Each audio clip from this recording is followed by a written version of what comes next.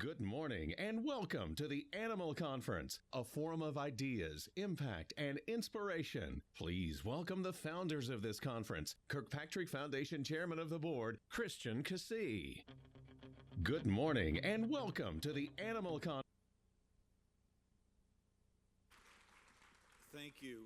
Can everybody hear me okay? I'm the first person at the mic, so I want to make sure that it's all good. So welcome to the Kirkpatrick Foundation's Animal Conference. As chairman of the Kirkpatrick Foundation, I'm very proud of what our first conference has to offer. The next 2 days, you'll have the opportunity to learn about advances in veterinary medicine, how to write grant proposals for the animal welfare organizations you might represent, to understanding how the general public's views of the treatment of animals has changed factory farming. You also have the opportunity to hear from worthwhile organizations like the Black Beauty Ranch in Murchison, Texas, and the Keystone Adventure School here in Oklahoma City. I hope that you'll take time also to socialize and network and meet other like-minded people, and at the same time, learn about the Kirkpatrick Foundation and our aspirations to make Oklahoma the safest and the most humane state in the United States by the year 2032. I'm proud of the Kirkpatrick Foundation, and I'm also proud of our role in animal welfare. As a matter of fact, John Kirkpatrick, the founder of the Kirkpatrick Foundation, began a huge effort in 1954 to make the Oklahoma City Zoo a more humane place. In those early days, the zoo was run more or less as a department of the city.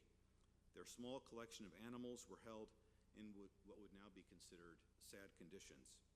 Mr. Kirkpatrick and a group of concerned citizens started the Oklahoma Zoological Society. They launched trips to Africa to bring home animals to broaden and strengthen the collection, and they began a new era of animal care, education, and conservation for our city. Today, the Oklahoma City Zoo is the #1 attraction in our state. Upon the death of my mom, Joan Kirkpatrick, in 2009, the Kirkpatrick Foundation received a large bequest to be used for animal welfare purposes. Her donation certainly stirred conversation, but it also gave us the opportunity and the courage to rethink the way we distribute funding to animal-related causes. We've studied the conditions of animals in our state, and we've found that there is much room for improvement. The trustees of the Kirkpatrick Foundation join me in believing that the pain and suffering many animals in our state endure is in conflict with our values as individuals, community leaders, and citizens. Her bequest has enabled us to build upon the foundation started by my granddad and to take to task some of the real-world animal well-being issues of our day and age. 4 examples. Number 1, the Oklahoma Roundtable for Animal Welfare, where people and organizations from all quadrants of the animal world can come together. Ranchers, animal advocates, cattlemen, zookeepers, you name it, they're all there at the same table talking about how to move forward and finding common ground. Number 2, $1 million in funding to help build the new animal hospital at the Oklahoma City Zoo. It'll be a state-of-the-art facility to care for the 2,000 animals at the zoo, and it also ensures that our zoo remains the nation's leading authorities amongst animal care institutions. Number 3, $500,000 in grants just so far this year to animal welfare and advocacy groups. We want to encourage the people and organizations who see it our way, and we want to reduce animal suffering. And lastly, the Animal Conference, for which I'm so honored each of you is participating today. As a matter of fact, before I sit down, I hope each of you will join me in thanking the person who, with an army of helpers and volunteers, has put the Animal Conference together. She's unsinkable, she's unflappable, and indomitable. She's also a whole hell of a lot of fun to work with. Please join me in thanking a true believer to our cause, Louisa McCune.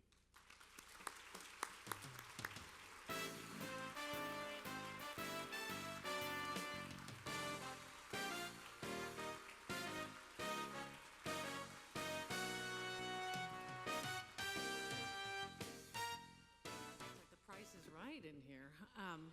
I'd like to point out that we have grass here on the floor for any of the speakers, so if you're not a speaker and want to stand on the grass and have your picture taken, it's really quite charming up here. Welcome to the first ever, the inaugural animal conference ever, anywhere, not just here. You're part of an occasion, an experiment, and a convening that's never been done before. It's intellectual, it's scientific, spiritual, and tactical, and entirely educational, so thank you for being here today. I want to express first the deepest gratitude to all of the Kirkpatrick Foundation trustees, including the ones who are here today or will be here today, and those are Becky McCubbin. You might as well just stand up so people can recognize you. Becky McCubbin, Meg Salyer, Misha Gorkushka, Robert Clements, and George Back. And Christian Cassie, of course. Thank you. Our unbeatable, this is mostly housekeeping remarks, so if you can bear with me through some of this. Our unbeatable staff has worked so hard over the last year to bring this event to you today, and I also want to recognize them. They are Amanda Overturf-Shank, Paulette Black, if you could wave or stand up, Kathy McCord, Debbie Miller, and Alana Salisbury. There they are over there.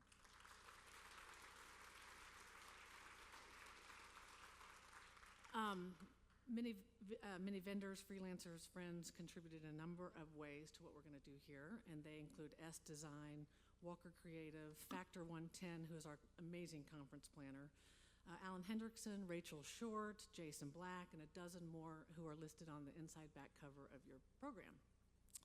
The Skirvin Hilton Hotel can't receive enough praise for their absolute enthusiastic and warm welcome to all of the animals that we'll be meeting today and tomorrow. So it's been a real pleasure. They haven't hesitated at one iota when I said that we'd have 20 different dog teams, maybe 30 different dog teams, cats, goats. I think we might have some goats show up. They never blanched. So thank you to the Skirvin. The universe of YouTube can be a mini wonderful thing, and each of our general sessions, there are 6 total, henceforth will begin with some of our favorite animal videos, and that will signal the beginning of the general session. We hope you like our choices. They're fun and they're also poignant. If you're a social media person, Facebook, Twitter, Instagram, etc., then you can let others know about your favorite sessions and experiences. The Wi-Fi is free, and the password for that is Animal2015.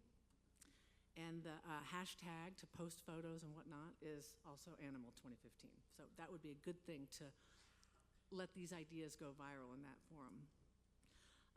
Our conference friend, B.C. Clark, the jeweler to the west here, has pledged to donate a portion of all sales generated by animal conference registrants, that's you, on March 30th and 31st to the new zoo hospital.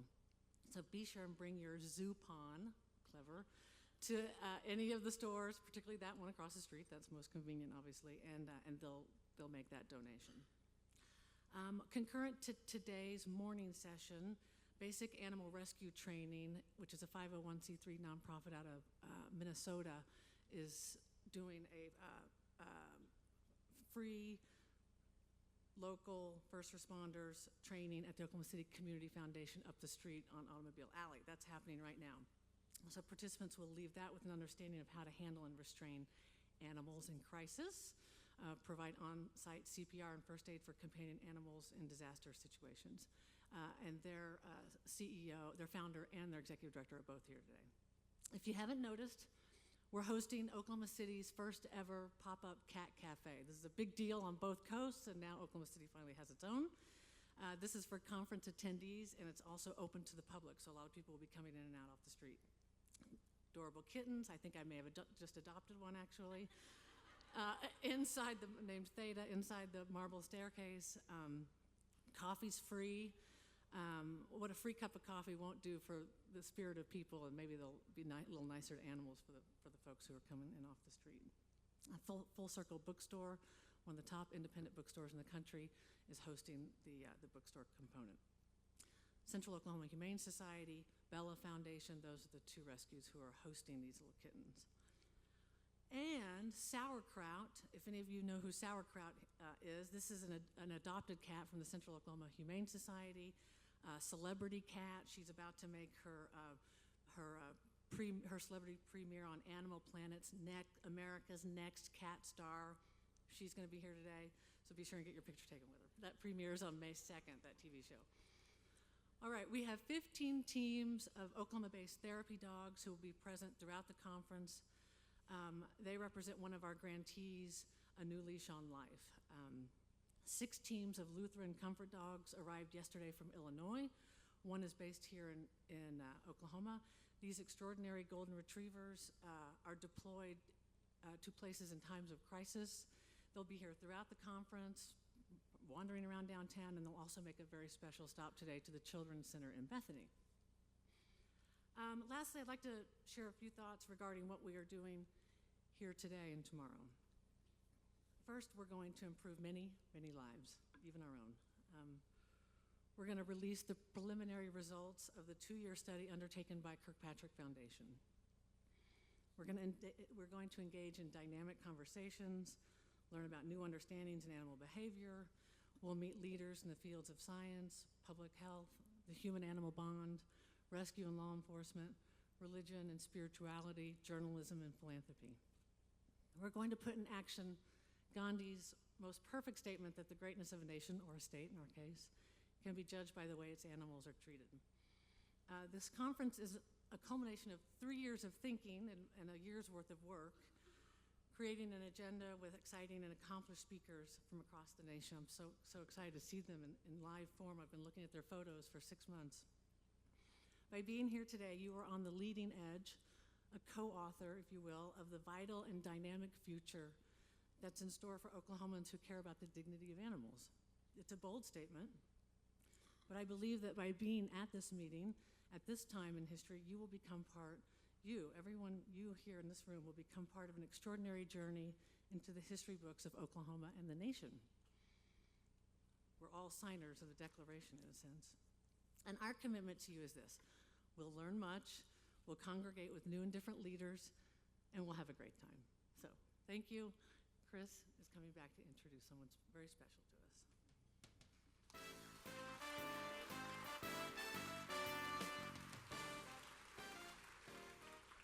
Thanks, Louisa. I'm honored to introduce our first presenter, who is going to address animal breeding and water quality.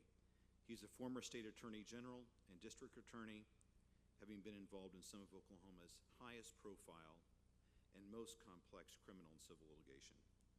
He brings more than 30 years of legal experience in practice areas including administrative law, case settlement, commercial litigation, government law, and white-collar crime. He now practices law with Gable Gottwald's firm. Please join me in welcoming Drew Edmondson.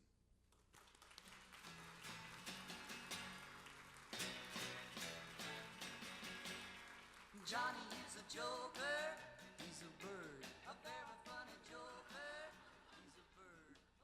I'm not sure about that. Thank you, Chris, for that very kind introduction. Louisa, I have to say I was a little surprised when you announced that there was grass on the stage. Our Attorney General is suing the state of Colorado to try to keep that out. That, apparently the litigation is not over. I'm very honored to have been invited to visit with you all this morning about water quality in particular and the concentrated animal feeding operations that exist in the state of Oklahoma. Just by way of background, I went the first 18 years of my life with my mother telling me I could not have a dog. And I've gone the last 47 years of my life with my wife telling me that I could not have a dog.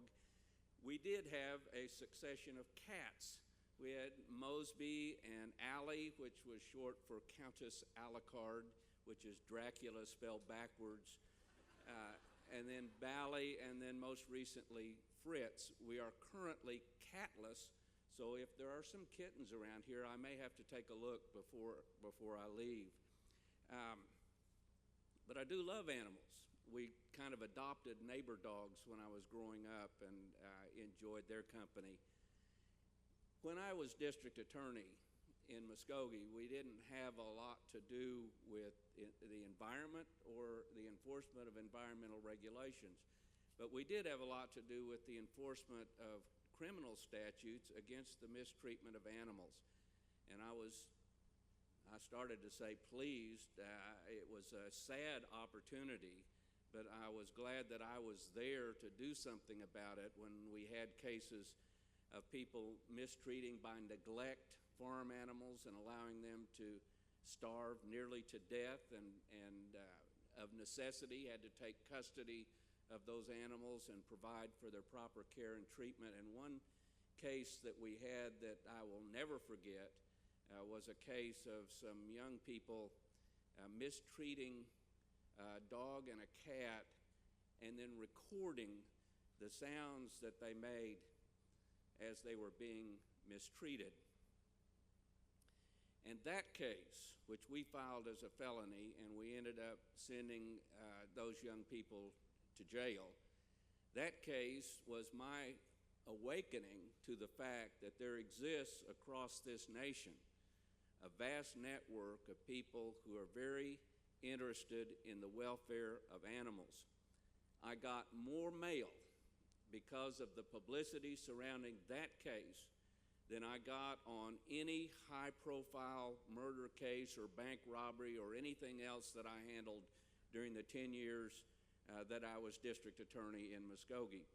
And it was people like you who dedicate your lives to making sure that animals are well treated, that make a difference in the lives of so many animals across this nation.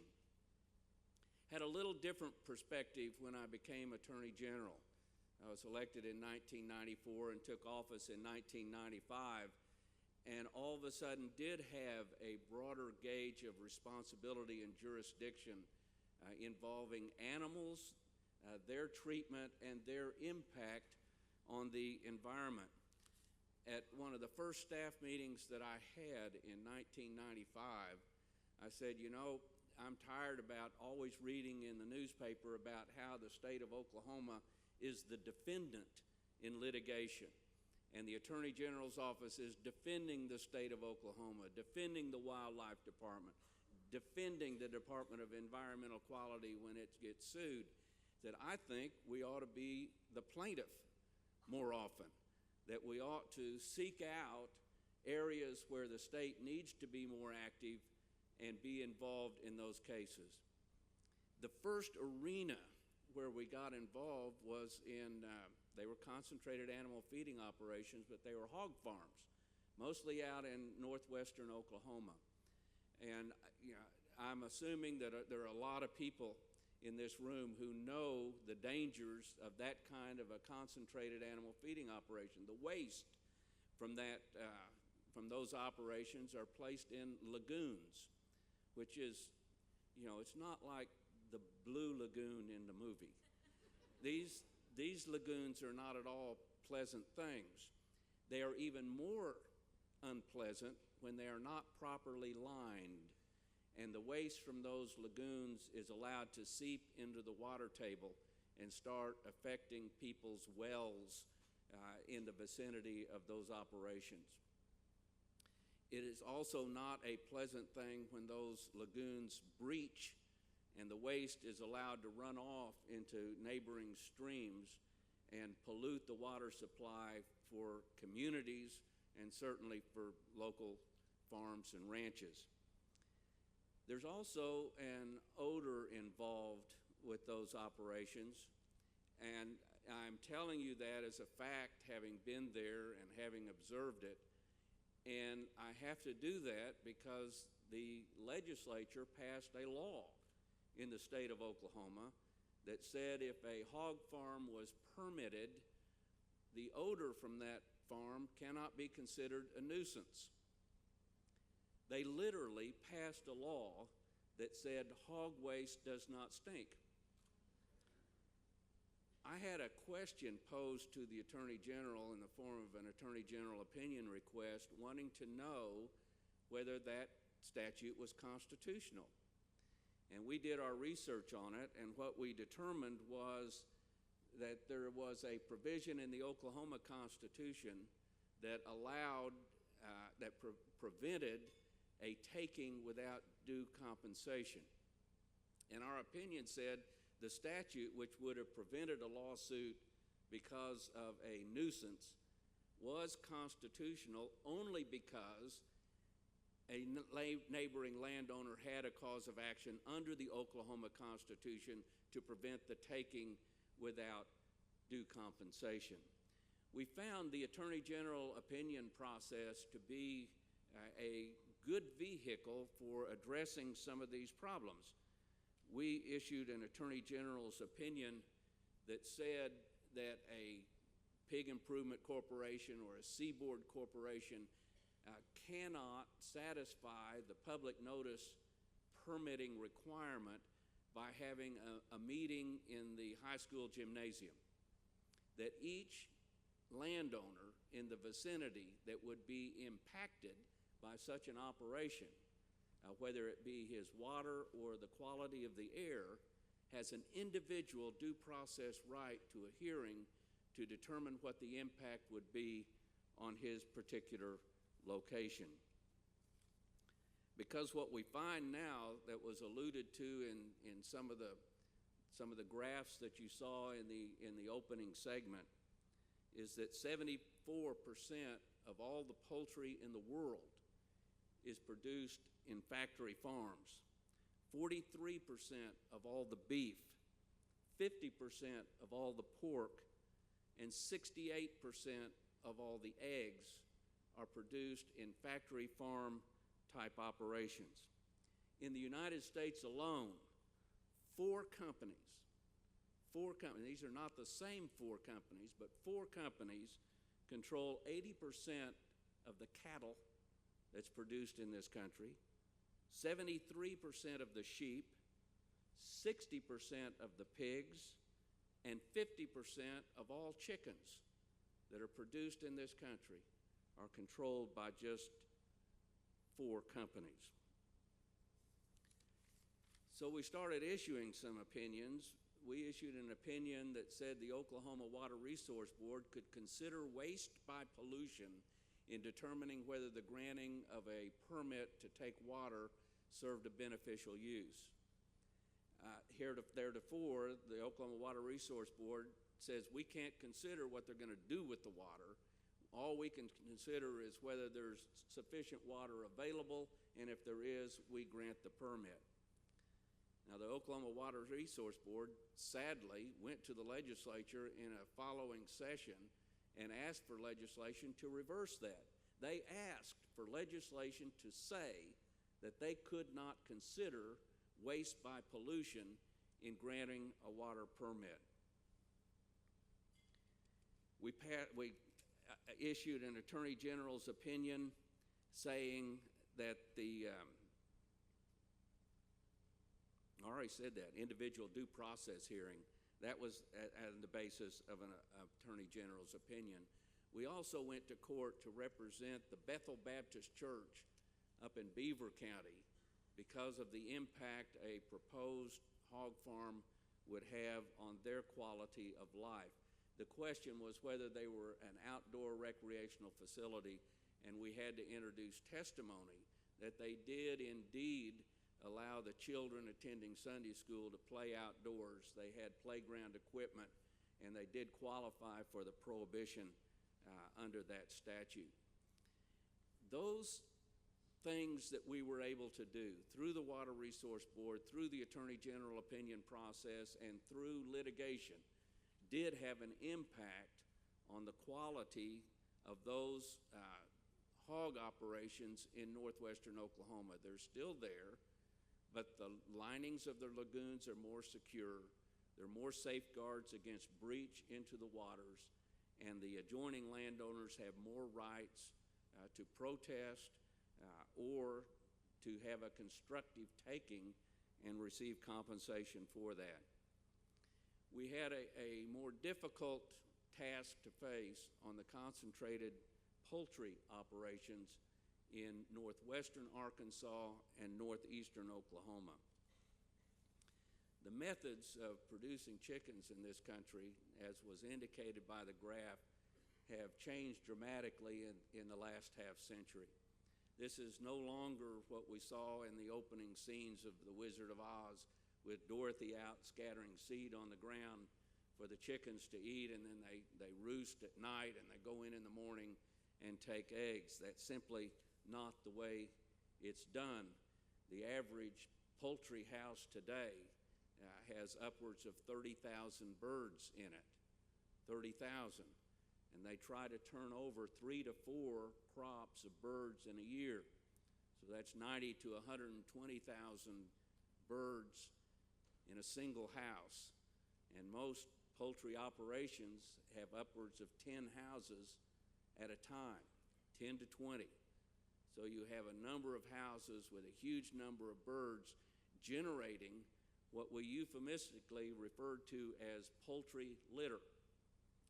Now, the poultry litter was gathered up and usually put in stacks like hay and ultimately spread on the land.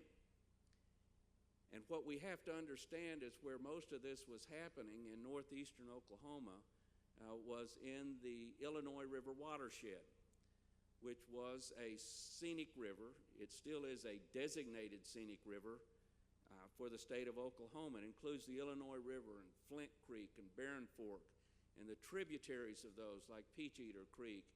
Those streams, when I first saw them, back in the 50s, when my father took me to the Illinois for float trips and things of that nature, and in the 60s, when I would take my very young children to the Illinois River, in those days was crystal clear.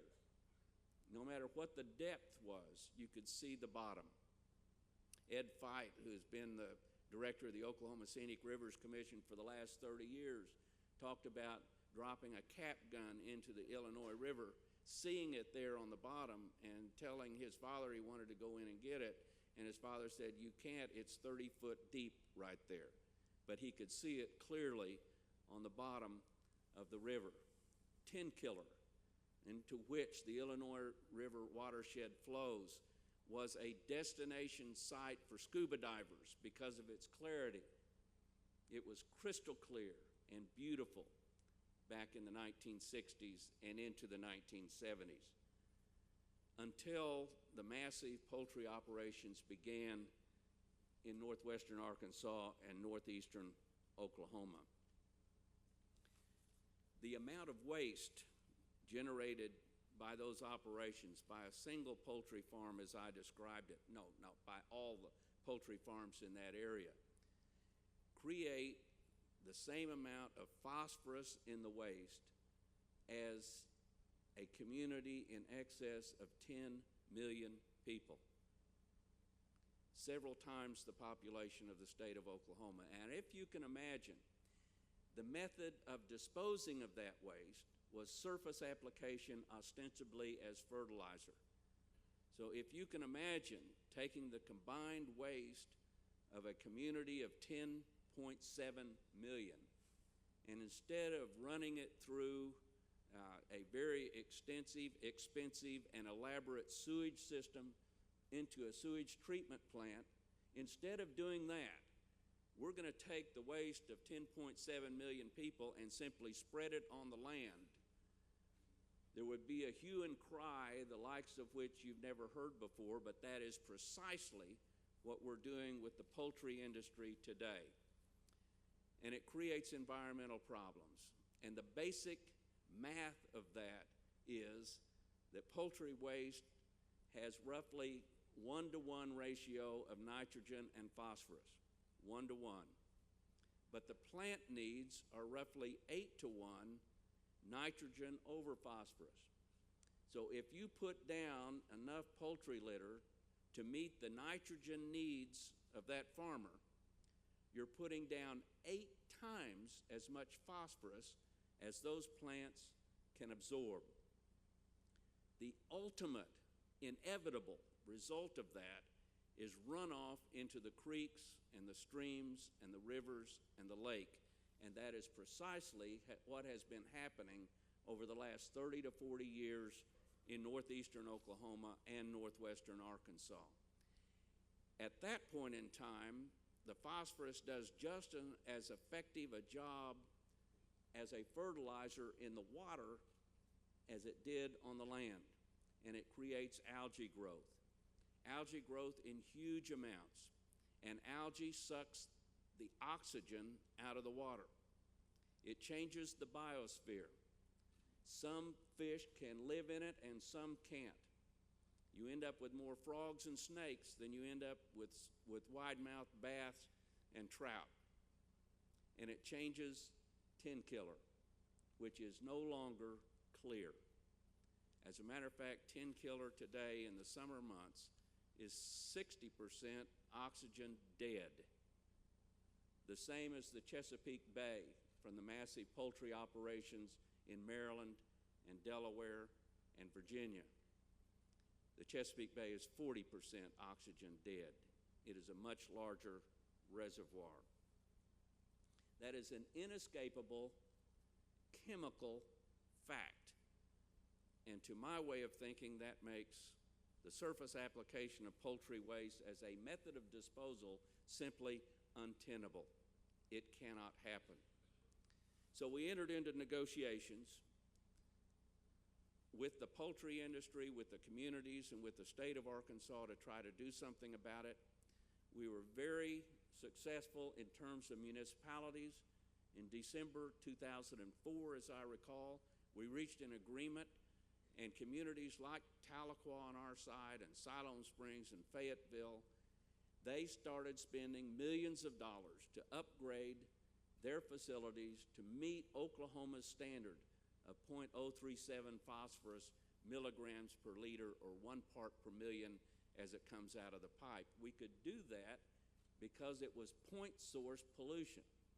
And there's a difference between point source pollution, which you can track and measure and prove, and non-point source pollution, which results from runoff from the land, which is what happens when you spread poultry waste out on the land. A much more difficult thing to prove. We settled with the communities. We reached agreement with the state of Arkansas, but poultry walked away from the table. And we ended up having to sue them. That case went on for years. It was finally completed in January 2010, and Judge Gregory Frizzell in the Northern District Federal Court has yet to rule on it from January of 2010.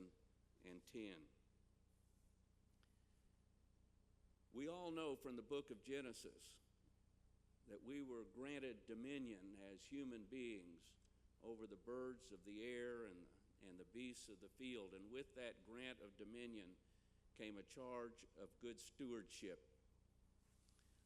I would submit that we have failed in that charge.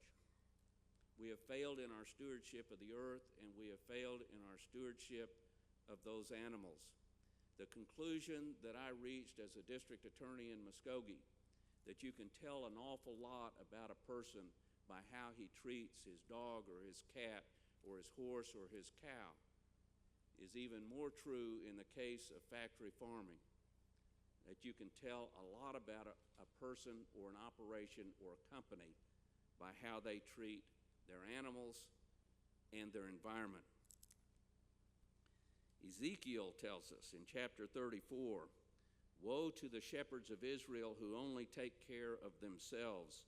Should not the shepherds take care of the flock? You have ruled them harshly and brutally." And Proverbs chapter 12, verse 10 says, "A righteous man regardeth the life of his beast, but the tender mercies of the wicked are cruel." From Gandhi to the Bible, we have all the admonitions that we need to tell us how we should treat the animals of the earth and how we should treat the earth itself, because one truly has an impact on the other. How we treat the animals in chicken houses, how we treat the animals in hog farms, and how we treat the animals in cattle operations tells a lot about how we regard not only those animals, but the earth itself. And I'm so pleased that there is in this room a cadre of dedicated people who will take this message back to their legislature, back to their Congress, back to their courts, and make sure that this is a land where we treat our animals kindly and in turn benefit the earth. Thank you very much.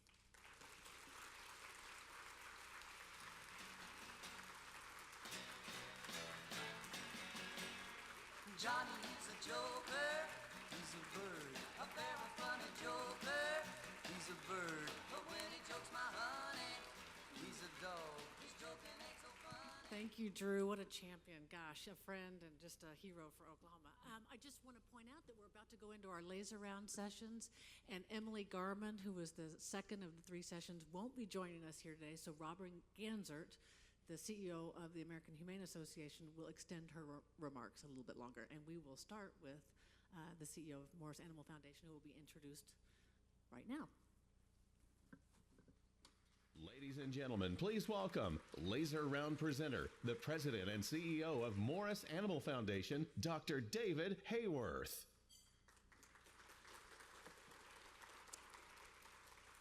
Good morning, everybody. And this grass thing is actually pretty cool.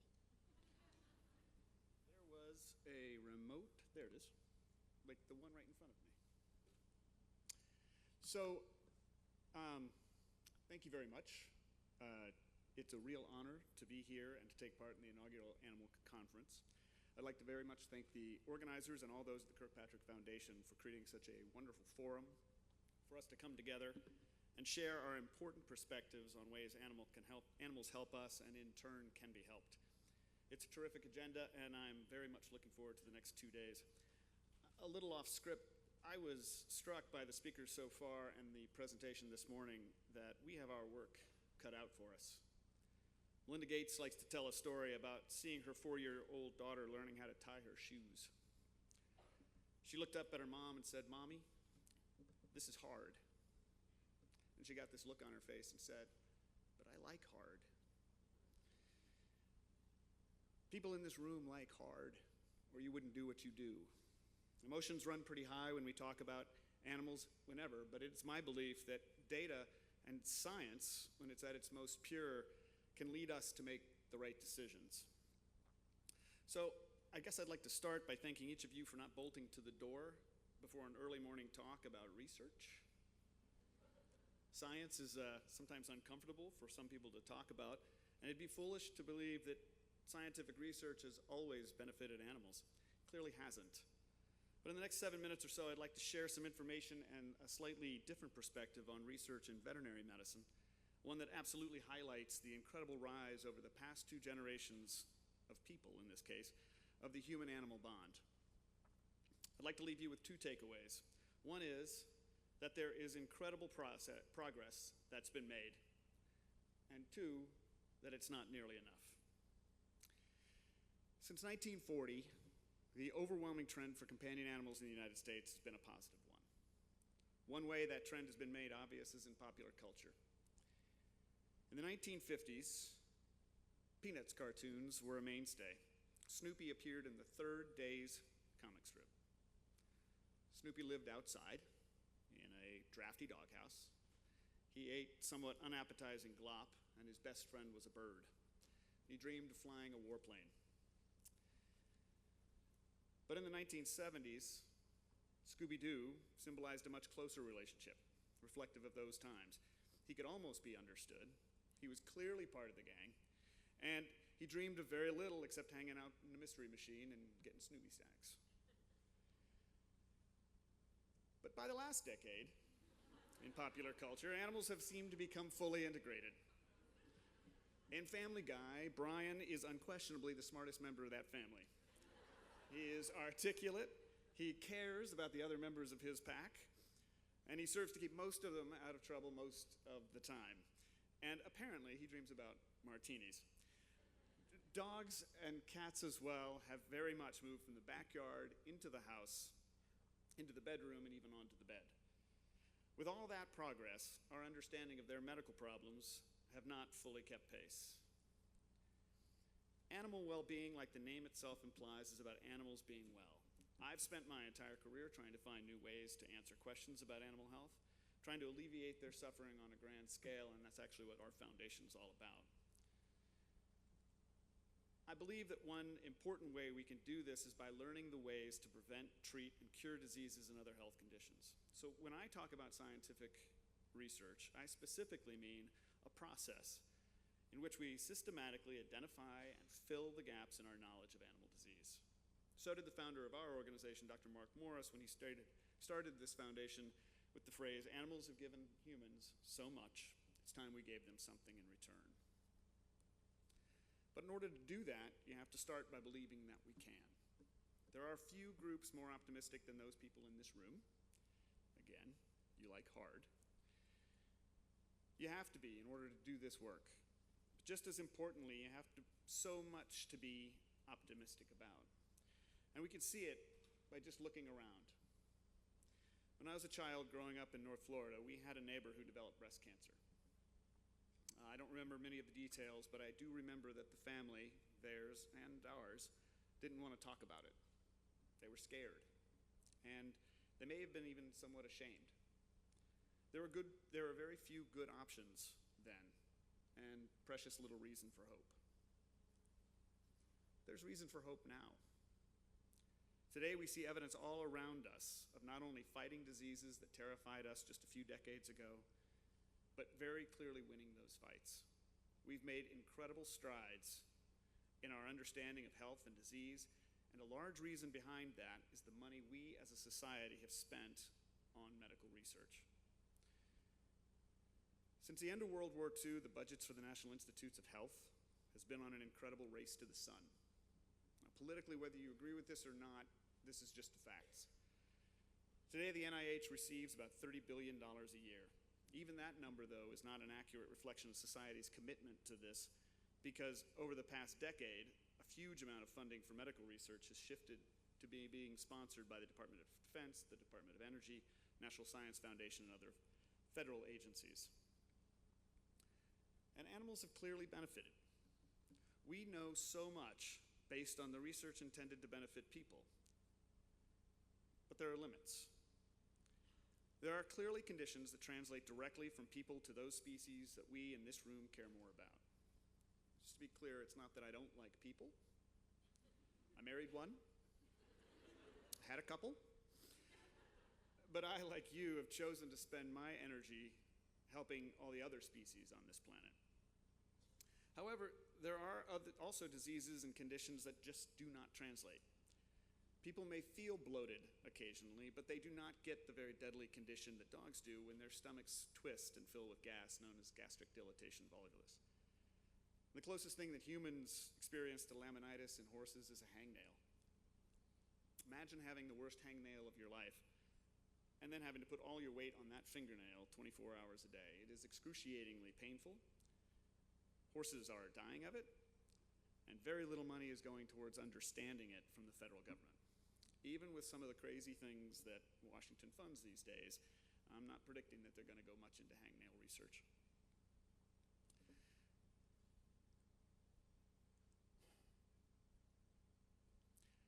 The research that does directly help animals and may reverse translate back to people, for instance, I don't like hangnails, happens at several places around this country. Veterinary schools, animal-specific pharmaceutical companies, USDA centers of excellence, and several of the top zoos, like the Oklahoma City Zoo, that not only believe they should care for the animals in their collection, but also learn how to best care for animals around the world in both wild and in captivity. And there are specific organizations, ours among them, that are devoted to putting resources towards the questions that will make the most difference to animal health and welfare. Four biggest ones are highlighted here, but even with these, we're talking about tens of millions of dollars a year going, not tens of billions. And just to be clear, that might make sense. After all, our dogs and cats and our horses and wildlife don't pay taxes, but the need to understand the conditions that impact them is just as real as it is for people. But I don't want to leave you with some abstract generalities and huge numbers that are hard to put your head around. So I'd like to touch on two particular studies. The first one is from a researcher at UC Davis named Dr. Kate Hurley. She wanted to know why some animal shelters had very high rates of respiratory disease in cats under their care, and others had very low rates. There were a lot of aspects to this study, but essentially it came down to several identifiable factors that everyone who knows cats would think make sense.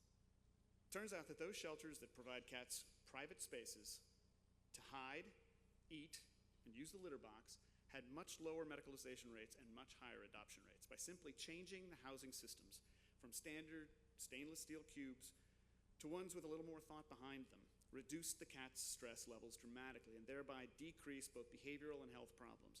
And not surprisingly, healthier, happier cats get adopted. She helped design a new caging system, and better yet, created economic models to show what the cost-benefit ratio is in terms of lower medical costs and higher adoption rates. You can look this stuff up online. It's actually really cool. The best part, though, is that with this simple change, the whole experience of being in a shelter for a cat is less scary, it's less likely to make them sick, and more likely to get them into forever homes. This is research, and it saves lives. And personally, I think it's awesome cool. I'll leave you with one more study. This one's called the Golden Retriever Lifetime Study. And in it, we at Morris Animal Foundation are closely following 3,000 golden retrievers across the country in homes through the course of their entire lives. Through exquisitely detailed surveys that the owners and veterinarians fill out, as well as yearly blood and other samples that we are taking, we will determine the most important nutritional, genetic, and environmental risk factors for cancer. This knowledge does not only help golden retrievers, but will reduce the risk of developing cancer in all dogs. Golden Retriever Lifetime Study is a 10-year-long, $25 million effort, but it will yield the largest treasure trove of information veterinary medicine has ever known.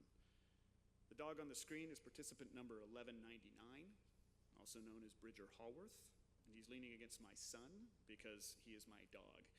He is an unapologetic knucklehead who I love very much. And when I left Denver last night, I left him with a kiss and a head bump, because that's what we do. All right, thank you all very much for your attention this morning, and thank you so much for your passion and your dedication to making this a world better for animals. Enjoy the rest of the conference. Please welcome our next laser round presenter, the President and CEO of American Humane Association, Dr. Robin Ganzert.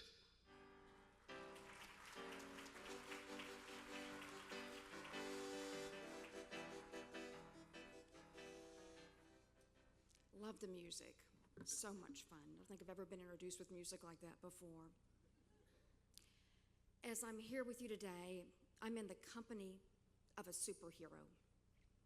This superhero can sniff out IEDs from some 30 yards away. This superhero can find enemy positions. This superhero saves the lives of 150 to 200 servicemen and women in the lines of duty in the war on terror.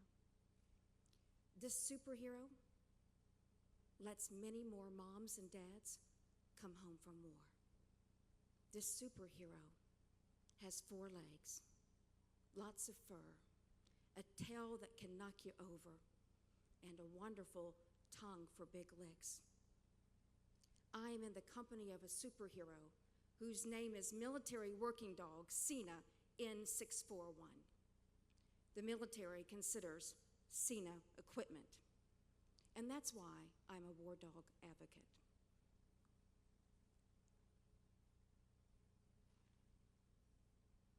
This is part of my Canine Battle Buddies program, and I'd like to cue the video so we can take these war dogs to Capitol Hill.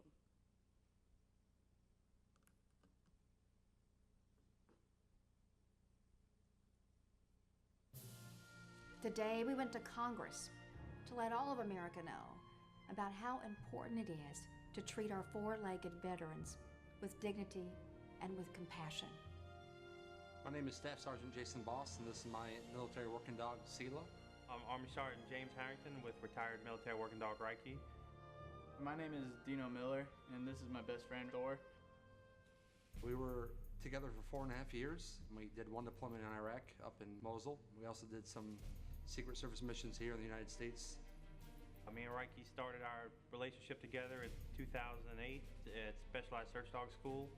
When we graduated, we were deployed to Iraq, where we're attached to Special Operations units, helping them clear houses and villages, looking for illegal weapons and explosive bomb-making material that would hurt our fellow soldiers. He's a contractor working dog, and their program's a little bit different than the military working dog program. They're mostly there just to fill the gaps for the military working dogs because there aren't enough to man all these positions when we're up in a time like a war like this. We deployed to Afghanistan in April of 2010, and we were there until November of 2010. Military working dogs save lives of our servicemen and women on the front lines. They're able to perform such heroic duties, such as sniffing out weapon caches and identifying enemy positions. They often spend 24 hours a day together in the most unimaginable of conditions. And the need today for these dogs and their services has been staggering. Basically, Sela and I were best buddies. She was my partner, she kept me safe, I kept her safe. Unfortunately, we had to separate in the end of 2012, and I didn't know if I was going to ever see her again. When I got out of the Army, me and Reiki separated, and she went back to Lackland to be assigned a new handler, and then she went back to Afghanistan. And as soon as we come back, we're not dog handlers anymore, we're riflemen again. And the dogs will become somebody else's special friend. And they said we'd have about roughly 30 minutes or some time to say goodbye to him. You know, let all of our dogs know that we love them. The other dog handlers were excited that they're home. The only thing I want to do is to get my dog back. Many of these dogs come back and are retired on U.S. soil. However, when military working dogs are retired overseas, they become civilians, and they're no longer afforded the free military transport back home. A year and a half went by, and I kept in contact with her next handler, and I found out that she was going to be retired out, and I jumped at the chance to get her back, and I was really excited that I was given that opportunity. I continued to track her career, where she was stationed, who she was working for. Her handler got injured, and he called me when he got back and told me that he would be choosing a different career path and that Reiki was available to come home for adoption. I had my issues with sleeping, nightmares and everything else, fireworks, I can't sleep. I used to wake up in tears. Now, like 4th of July this year, I could not sleep, and he was just there wagging his tail. Every time I picked up my head, he'd pick up his head, start wagging his tail, and immediately comforted me. The government and politicians need to pay attention more to these canine heroes, because that's what they are. They're the ones that are keeping our soldiers safe overseas and at home. We had some challenging times in Iraq, but we both made it out safely, and I'm very grateful for that. And I have to thank Sela for that. Time and time again, through the ages, they have proven why they're considered our best friends. And nowhere is that bond more remarkable than between dogs and their soldiers. We hope that we just can get the community behind us, pay it forward to the handlers behind them, to allow for them to be reunited with their dogs. What we're asking for is that all military working dogs are transported back to U.S. soil so that we can retire them here and then ensure their adoption into a forever loving home, with first priority always going to the soldier who served alongside their battle buddy.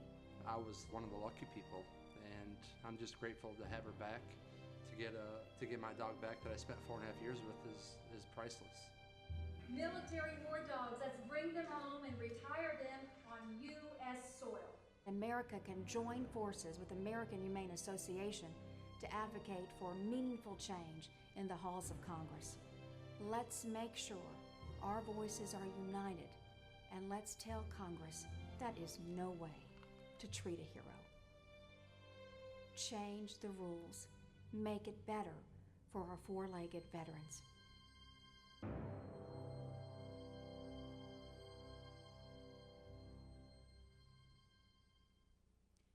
I am a war dog advocate. Let's hear from Corporal Jeff DeYoung and military working dog Sina and their story. This is Jeff's own words. He allowed me to share them with you today.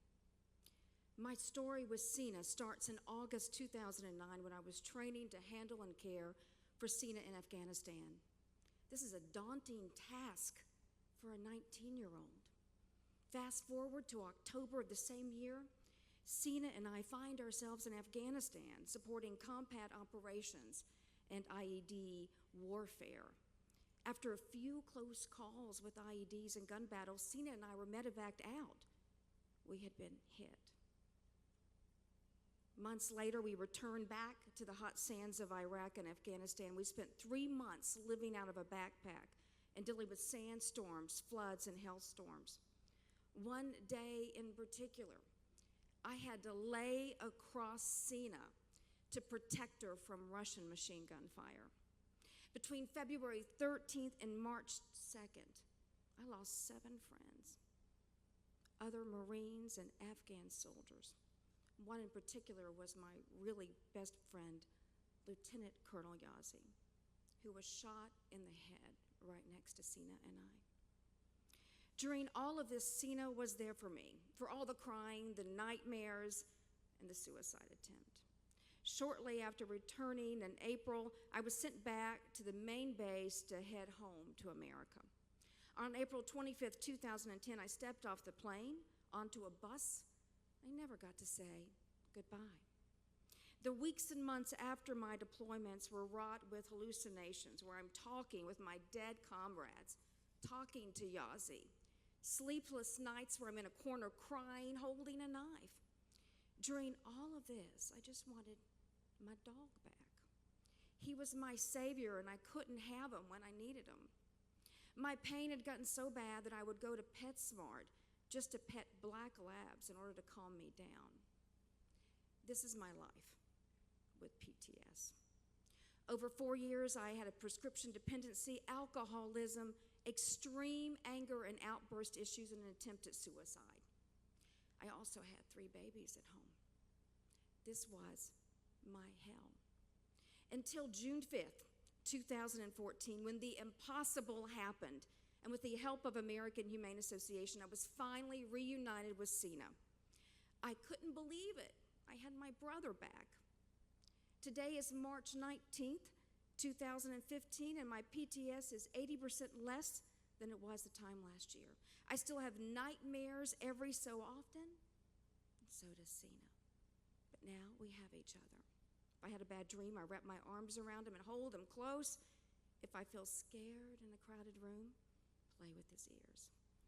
All of this adds up to why my 7-year-old black lab is my Superman. After all, aren't superheroes supposed to do extraordinary things?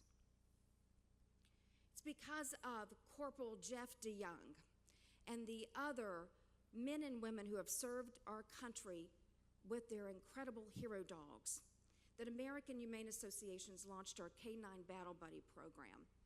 And this program has reunited 21 veterans with the dogs they served with on the battlefields of Iraq and Afghanistan.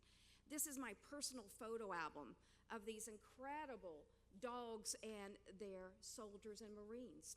So if you see me at a break and you want to see some faces of superheroes, I'm happy to share these with you. The American Humane also helps military kiddos and their families, veterans with PTS, and retired war dogs. This is Maddie, MWD Maddie. Isn't he gorgeous? Army Specialist Brent Gromit. They were injured in Afghanistan with an IED blast. Brent was flown back home as well as Maddie.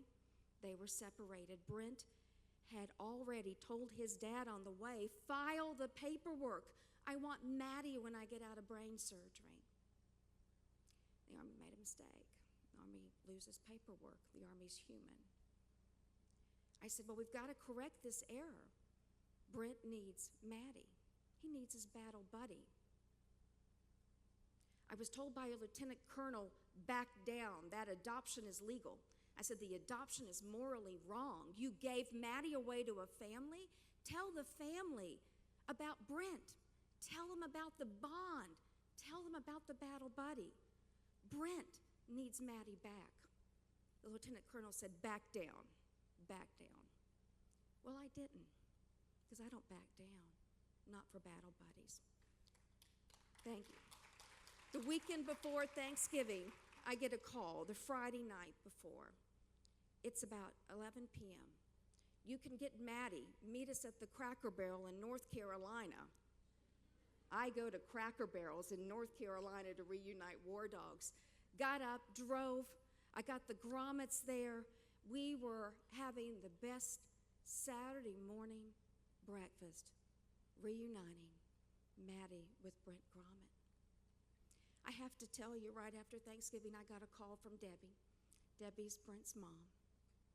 Debbie said, "Robin had the best Thanksgiving ever. You gave me my boy back."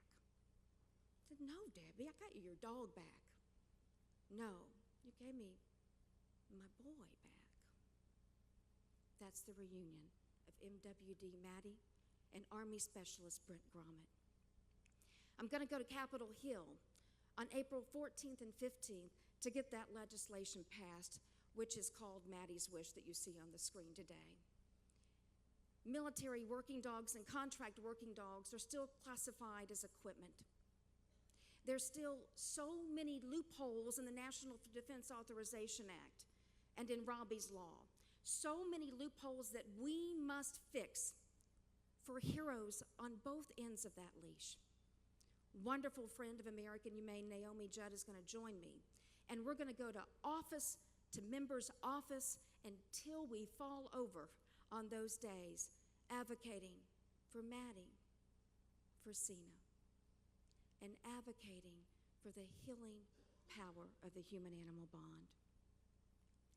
As I think about our important work with the nation's military, American Humane Association has a proud legacy and tradition of going back almost 100 years of serving veterans and their families. We help the littlest heroes by providing Operation Purple with therapy dogs around the country. How special is that?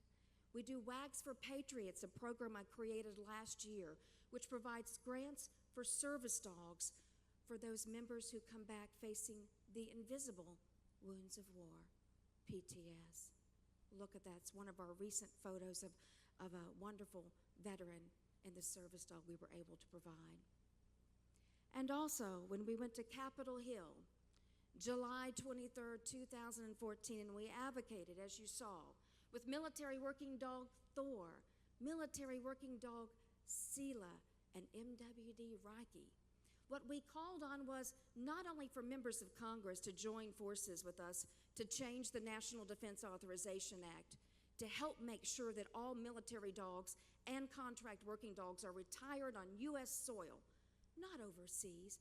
Bring them back here and let us do the work of reuniting them with their former handler. But I also called on the private sector. I said, private sector, it's time for you to step up as well. You say you love animals. You say you love the military. You say you love veterans. Well, let's create the first ever VA for war dogs, and without the bureaucracy. And I said, let's make sure that we provide free medical care, veterinary care for retired war dogs. I'm so proud to say that on the Veterans Day Parade of 2014, we made that groundbreaking announcement. There is now a provider that will provide for free specialty veterinary care for all retired military and contract working dogs. I'm still looking for a primary care provider, but we've got specialty care covered. This is our picture of the war dogs that we brought to New York City. Brought them and had the first ever float on this year's Veterans Day Parade to make sure that all of America knows the power of the battle buddy bond. It's not only about life and death on the battlefields in Iraq and Afghanistan. It's also about that bond at home that heals. I am a war dog advocate. Thank you.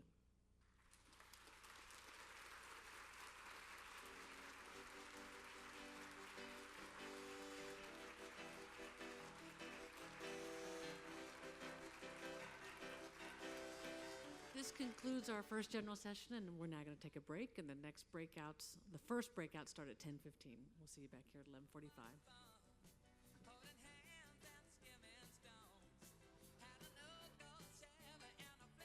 Mind.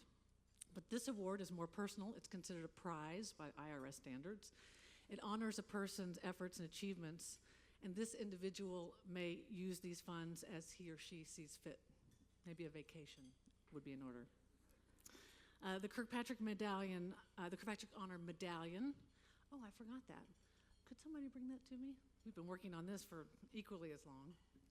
Thank you very much. Thank you, Becky. The Kirkpatrick Honor Medallion has been designed by internationally acclaimed artist Jonathan Bronson, who's here with us today from Utah. Thank you.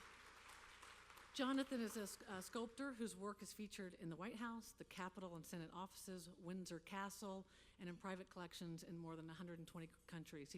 He's worked in wildlife conservation for many years alongside champions such as Prince Philip, the 4th Baron Rothschild, and many more.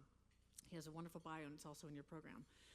He's here today with his wife, Leanne, who's also been a big part of making this medallion come to life.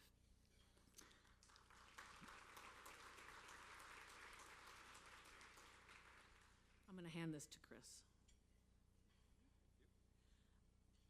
The medallion features Eleanor and John Kirkpatrick on one side, and on the reverse side, an American bison, which is Oklahoma's, as you know, official state animal, and a lasting symbol of successful wildlife conservation. The neck ribbon is made from the Kirkpatrick tartan, and the Scottish phrase "I mock Sikar" is presented throughout Kirkpatrick genealogical history, and it means "I make sure." I make sure. Jonathan took a traditional approach to crafting the medallion, spending months studying the profiles of Eleanor and John and sculpting their portraits by hand. And he says that artists today use machines to engrave coins and medallions, and we decided instead to do it by hand in the classical tradition used since Greek and Roman times to give it a personal touch. It was important with this piece to take time to recognize those who do incredible work, set an example, and inspire others to follow in their footsteps. Thank you, Jonathan, for making this for us today. So here are the game rules. After I announce the winner of the Kirkpatrick Prize, we'll watch an 8-minute video so you can have a deeper understanding and appreciation for the work that her organization does in the lives of animals. And then I'll ask her to join me on stage. It's my pleasure to announce the first winner of the Kirkpatrick Honor for Animal Well-Being, Natalie Cross.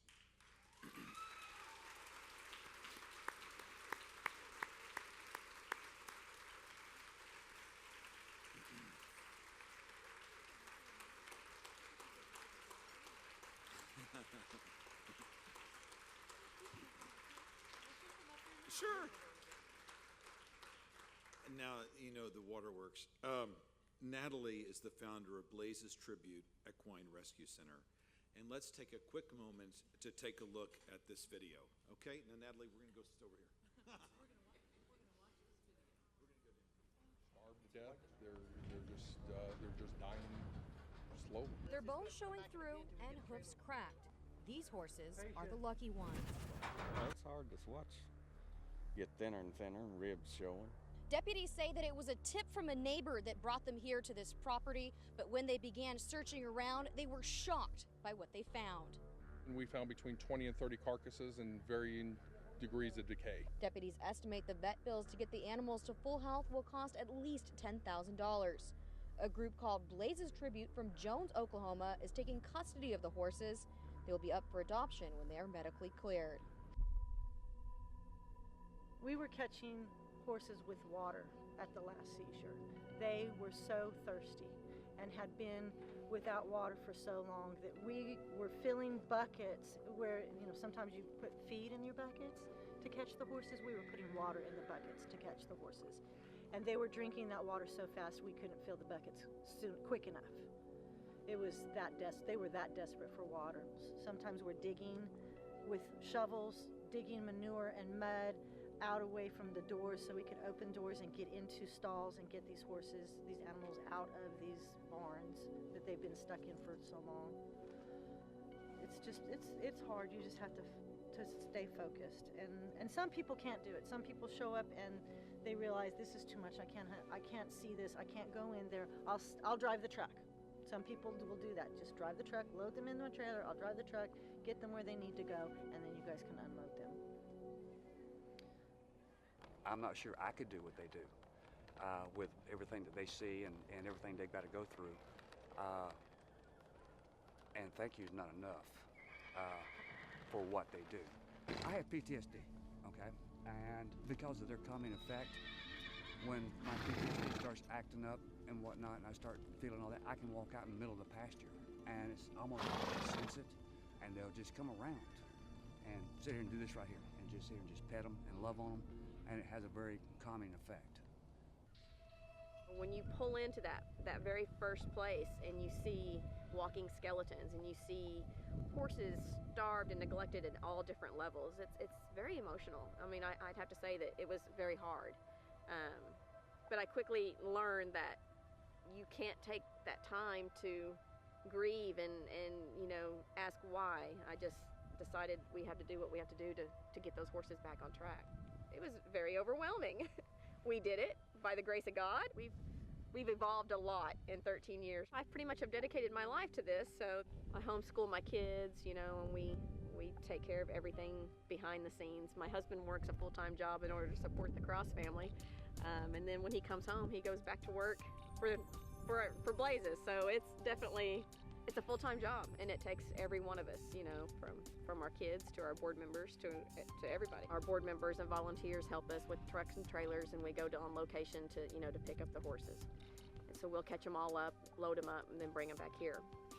At that point, we immediately have our veterinarian come in and do a physical examination and assess all the horses. We bring our farrier in to, you know, trim their feet.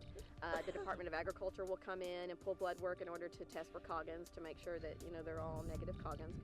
And then from that point on, we just, you know, establish a rehabilitation plan and a schedule for each individual horse and start bringing them back to health. It's not just feeding them. I did a lot of volunteer work with the Oklahoma City Animal Welfare Division. I helped a lot with the dogs and the cats, and I didn't realize that they took in horses.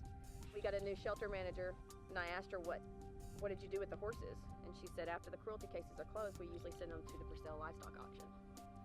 You know, most of the auctions are frequented by kill buyers, and they're sending them and shipping them overseas for slaughter. So I thought, you know, we're taking them from one bad situation and ultimately putting them in the frying pan, so to speak. So she said they had no other outlet for their horses, and I just looked at her and said, you do now.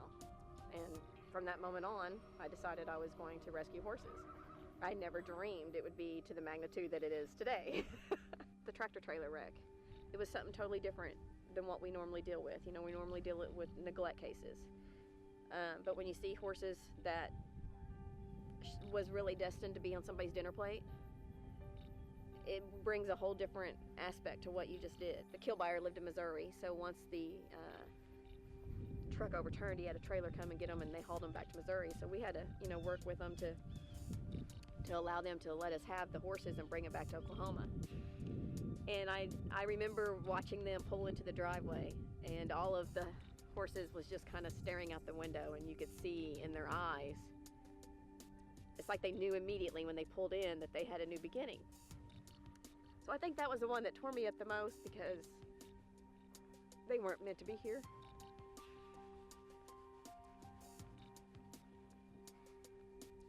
I wasn't going to do this. They wasn't supposed to be here. If that tractor trailer hadn't overturned, those horses would be dead. So looking at them, looking out that trailer window and seeing, you could just tell that they knew that their life had changed. Everybody said that horses that go to slaughter were no good, or, you know, they had no value to life anymore. And each one of those horses had a full value of life. It's sad to think that we slaughter these guys for a foreign industry. You know, we don't eat horses, so why do we ship them over there to slaughter them? So they deserve I think they deserve a second chance.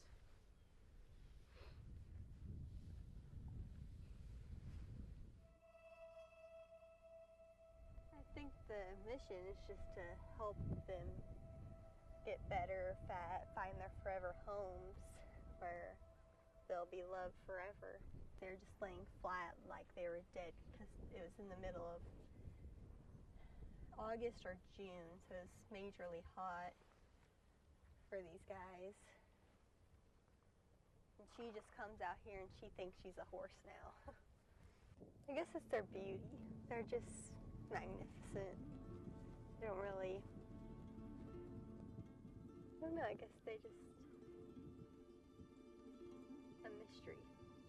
Makes me feel a little blessed that I get to be a part of it and just watch them turn into different kinds of horses, the horses they were meant to be. I'm just seeing what he knows going over this. Going over logs, seeing how he's going to follow me. A horse wants a leader. They're a herd animal, so they want a leader. Probably needs more weight, more rides, and he'd be a great horse. Nowadays, we get a horse and we want it to be a world champion the next day. We don't want to put the time in it. That's all these guys need is time. It's a hard job. You know, we see the worst. There's a lot of battles with these guys we can't win, but when you can adopt that horse off into its family and you can see all the updates and they come to our trail rides and those horses are part of their family, there's where it's restored. Medically, we're prepared to treat them. I think emotionally, you have to prepare yourself for the things you see here. There have been a lot of times when you think, gosh, we did all that, and you couldn't save them. And so it's trying.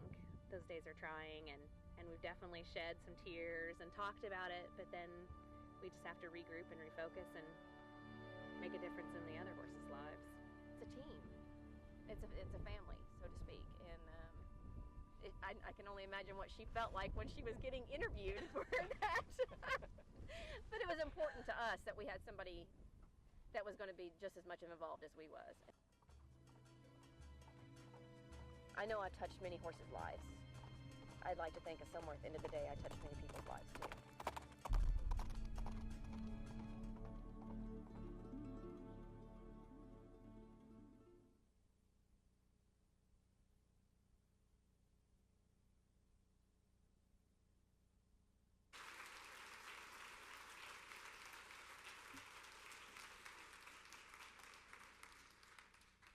Natalie, you are not obliged to say anything, but I'm obliged to give you this medal, and if you will allow me to do so. This to you. Will you please join me in welcoming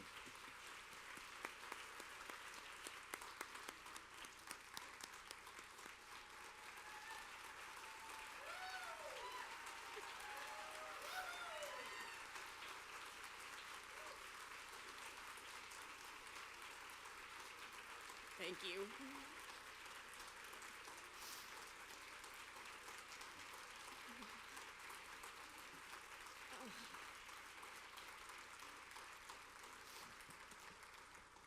I don't even know what to say. What a blessing to think back. So many years ago, Kirkpatrick Foundation was the first organization to give us our first grant to get us where we have been able to do so much more today. I'm truly blessed. I couldn't do this without my wonderful group of people over there. They have made Blazes what Blazes is today. My husband and my family and my board members, they give up so much, and I know that there's so much out there that they would like to be doing, but they stick to me and help us so much, so I can't thank you guys enough for all that you've done, and thanks to Greg Malott for that wonderful video. That was amazing. And thanks to you for everything that you've done and supported us through over the years. I can't thank you enough. Thank you so much.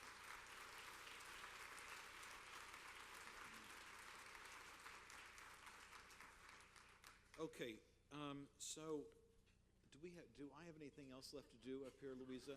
Other than to thank the woman who helps protect the animal that most embodies the American spirit. Please, let's thank Natalie one more time. Natalie, thank you.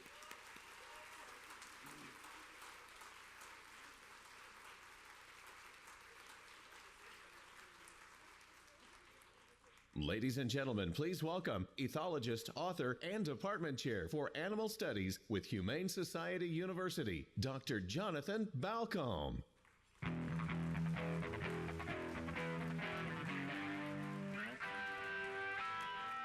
Can everybody hear me? Clearly you can. It's working. Great. I have a mic here so I can move around a little bit. I'm an ethologist. That's somebody who studies animal behavior, and ethologists like to kind of integrate themselves with animals and think the way they do, and part of doing that is being like the animal and behaving like the animal. And I also really appreciate the grass, and it really kind of, to go with the grass, I've actually made a request that a fire hydrant be brought up for my talk. me get right on with my talk then.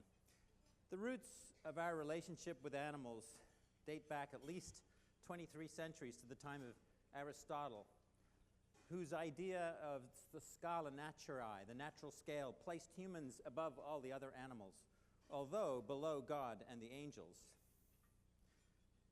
In the 17th century, René Descartes further diminished animal status by arguing that they, not us, but they, were thoughtless automatons, having no feelings and therefore of no moral consequence. And to this day, these ideas are very influential because animals are legally and universally defined as the property of humans. We kill a lot of animals today, about 60 billion terrestrial animals, and by some estimates, 1 trillion or more fishes each year. And we kill most of them to eat them. However, hundreds of millions are also killed for fashion, science, and recreation. And we might think of this as sort of a might makes right kind of way of thinking. This is a sort of, and the roots of the might makes right way of thinking in our attitude towards animals are quite rich. They include colonialism, the slave trade, the subjugation of women's rights, and the denial of civil rights. So we see these patterns of narrow thinking in our past. Since the 20th century, though, a number of civilizing processes that the psychologist Steven Pinker has written about in his influential, and I recommend his book, The Better Angels of Our Nature, Why Human Violence has Declined.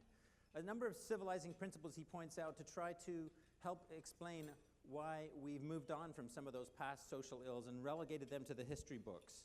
And these include statehood, feminization, the empowerment of women, the rise of international commerce, where another country which might have at one time been more valuable to our country for, say, one's own country, say for people that we could exploit, go and take over their country and get their resources. Now we think of them as trading partners. Literacy, the rise of people understanding language and being able to acquire information. Cosmopolitanism, the fact we're in a global community. The internet is a big part of that.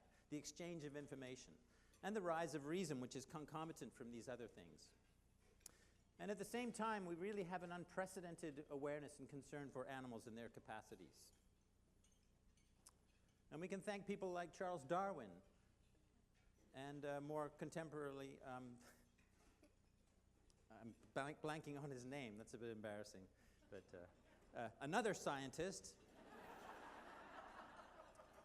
for bringing us to this, and in fact he was the guy who discovered that bats echolocate in the 1930s. So I studied bats, so he's really important to me, but I'm just blanking on his name. Sorry, man. And at the same time, philosophers such as Peter Singer and Tom Reagan have done a great deal to advance our thinking, our moral thinking about animals. And then there are some biologists who are just so famous they don't really need any introduction.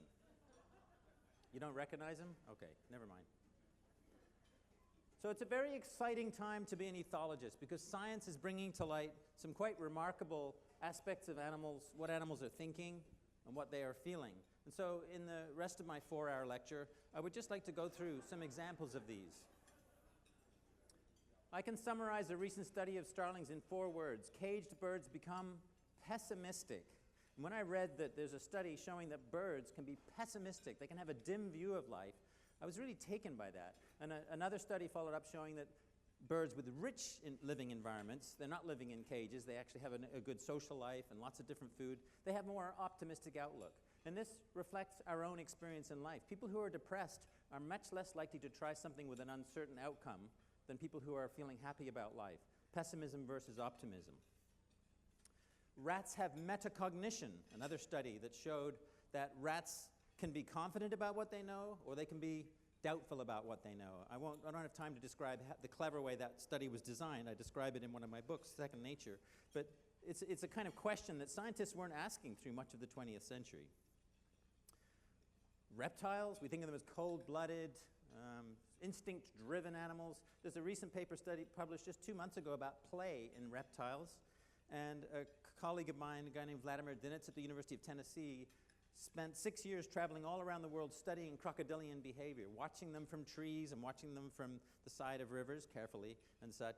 and documented things like some of them climbed trees, actually, so maybe he wasn't safe watching them from a tree.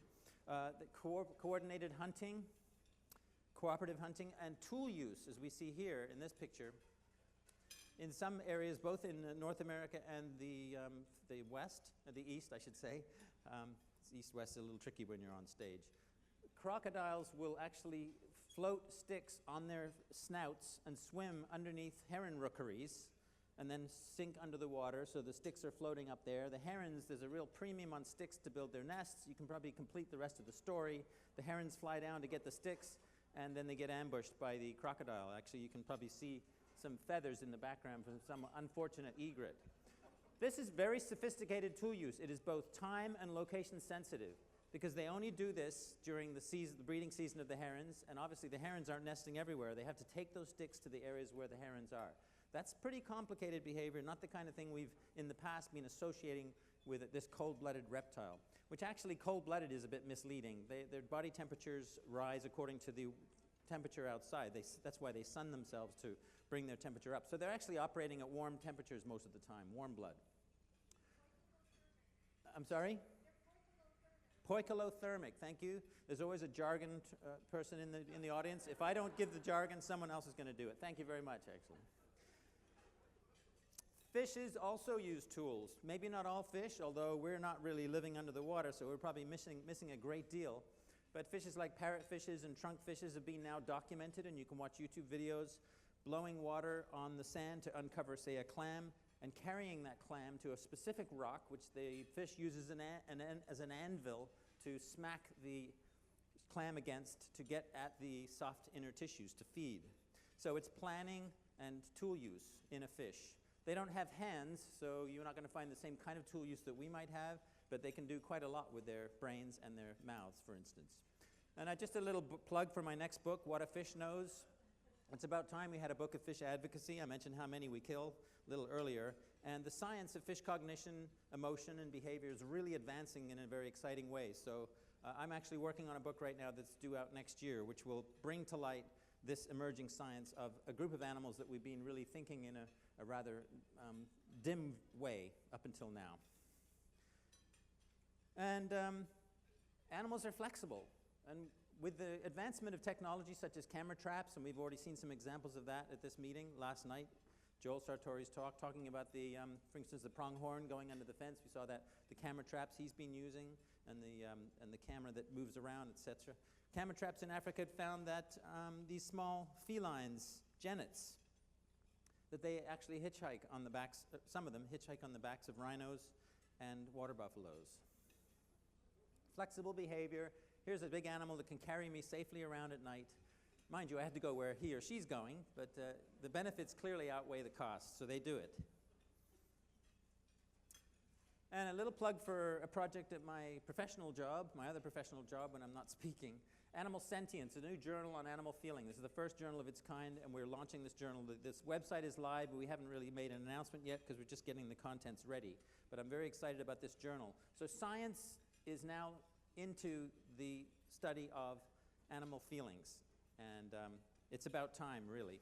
So let me go through some animal feelings for you. A few examples of animal emotion. Hands up if you've lived or currently live with a cat or a dog. Okay, not surprisingly, almost every hand is up. I should have put mine up as well. Just a little story. Following a visit to the vet, one of my cats, Micah here, was so traumatized that he went upstairs for 40 hours on a hunger strike and didn't come down to eat. That's how intense his emotions were. He was not the one who'd been to the vet. It was actually his sister, Megan.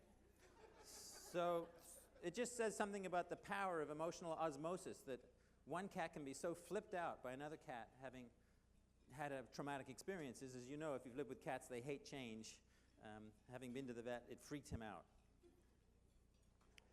But scientific studies also show that dogs, for instance, are able to read the emotions of other dogs based on the tail wag. If the tail is wagging more to the left, I guess it's from your perspective, it's that way.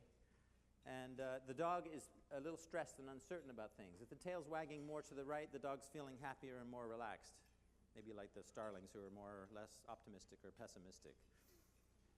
And studies at the Clever Dog Lab in Vienna, Austria, we visited this lab last summer, Also have trained dogs to put their heads on this little platform here, and then they have cameras that can detect eye movement. And by doing that, they've discovered that dogs look at faces in a manner that we do too. We do it subconsciously, but when we look at another human face, we glance left. We typically glance left first, just for maybe a tenth of a second.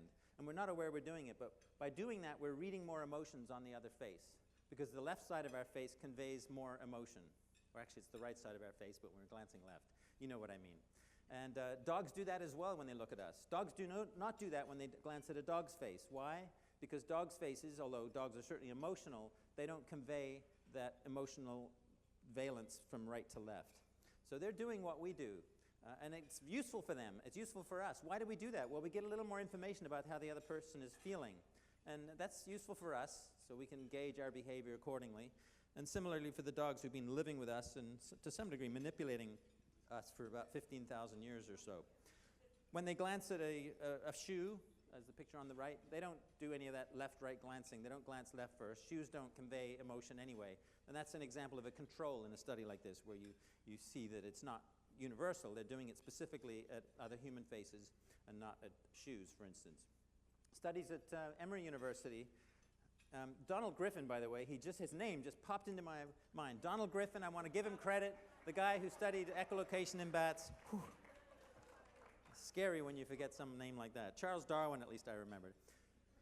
Greg Burns, a current scientist at Emory University, has been training dogs to relax. These are companion animal dogs. These are people's pets. They're happy dogs, socialized dogs, and training them to sit still in an fMRI machine. This is a machine that measures brain activity in a live way. So the brain is actually actively changing, and you can measure the energy in the brain and get a feel for what kind of emotions the animal may be feeling.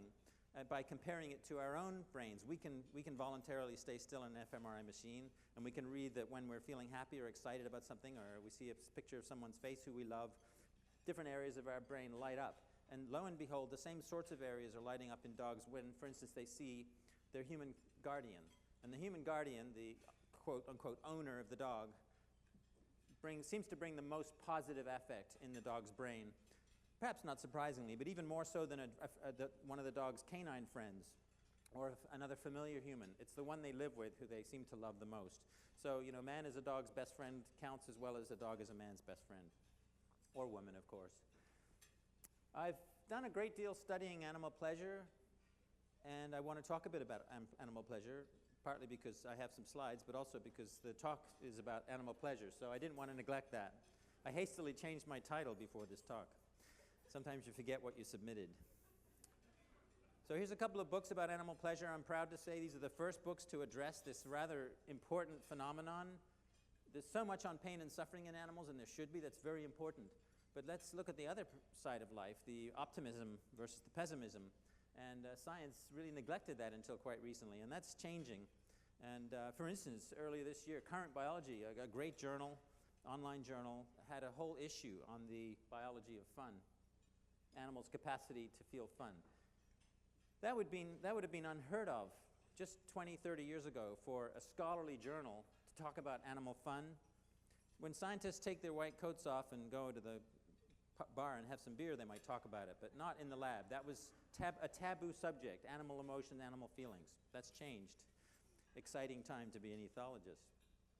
The way I like to frame pleasure is to put it against pain. So pain is nature's way, it's a very adaptive behavior, a very adaptive phenomenon. Pain is nature's way of punishing maladaptive behavior, behaviors that risk loss of life or limb injury, and removing yourself from the gene pool. If you've ever read any of those Darwin Award books, you'll know that some people are quite creative about coming up with ways of removing themselves from the gene pool.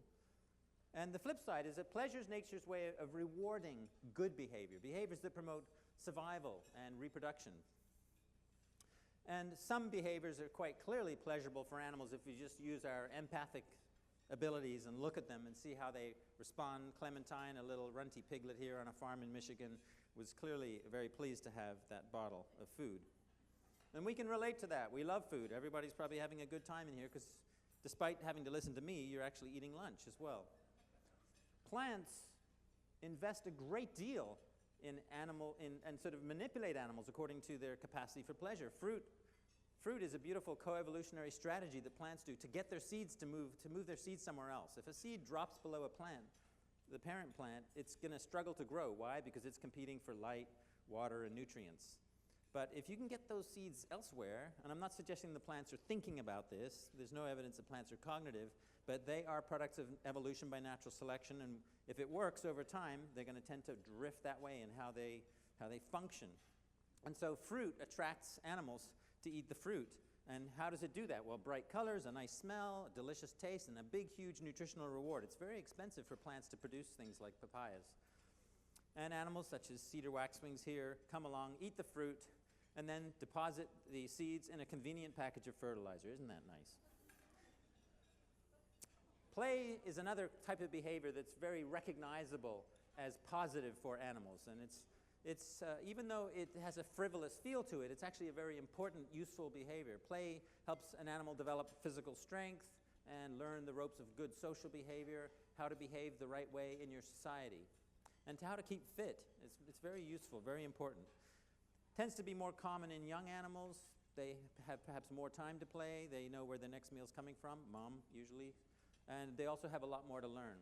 However, animals such as Ben here, a 7-year-old terrier who also knows where his next meal is coming, they will play throughout life. They have the luxury of that. And by the way, there's plenty of examples of adult animals playing in the wild as well, and a growing interest in that from scientists. Anyway, I photographed Ben. I asked 81-year-old Eileen if I could do that, and she said, sure, take some pictures. This was some years ago. And Ben, like most optimistic dogs, when he's playing chase the ball, he's looking at Eileen. He's not looking at the ball. Eileen is the one who's going to throw it. So she's the one he's engaged with. And like any optimistic dog, he's often running before the ball gets out there. You may have seen those mean-spirited people who fake it, and then the dogs. And then he'd come running back, and he's 7, and she's 81. She ran out of energy much sooner than he did. But he would be leaping up and down at her flanks as she walked away to go back to the house. Very joyous, happy dog. Animals love to play. They also love touch. These macaws, for instance, parrots, long-lived social animals, they know each other as individuals. They will alloprene, that is to say, preening another. And it's a way of cementing social bonds, saying, I like you, I'm glad you're here. Why is it powerful for that? Because it feels nice. We all love a massage. And primates also, many species such as baboons spend 20% or more of their daily activity grooming each other, or allogrooming as the term is for mammals, to use the jargon while we're on jargon. Some animals have built-in convenient back scratchers, such as goats. I regularly see them. I volunteer at a local animal sanctuary. I regularly see the goats doing this. Sometimes they'll even lift a leg and they can reach further back. They're quite flexible.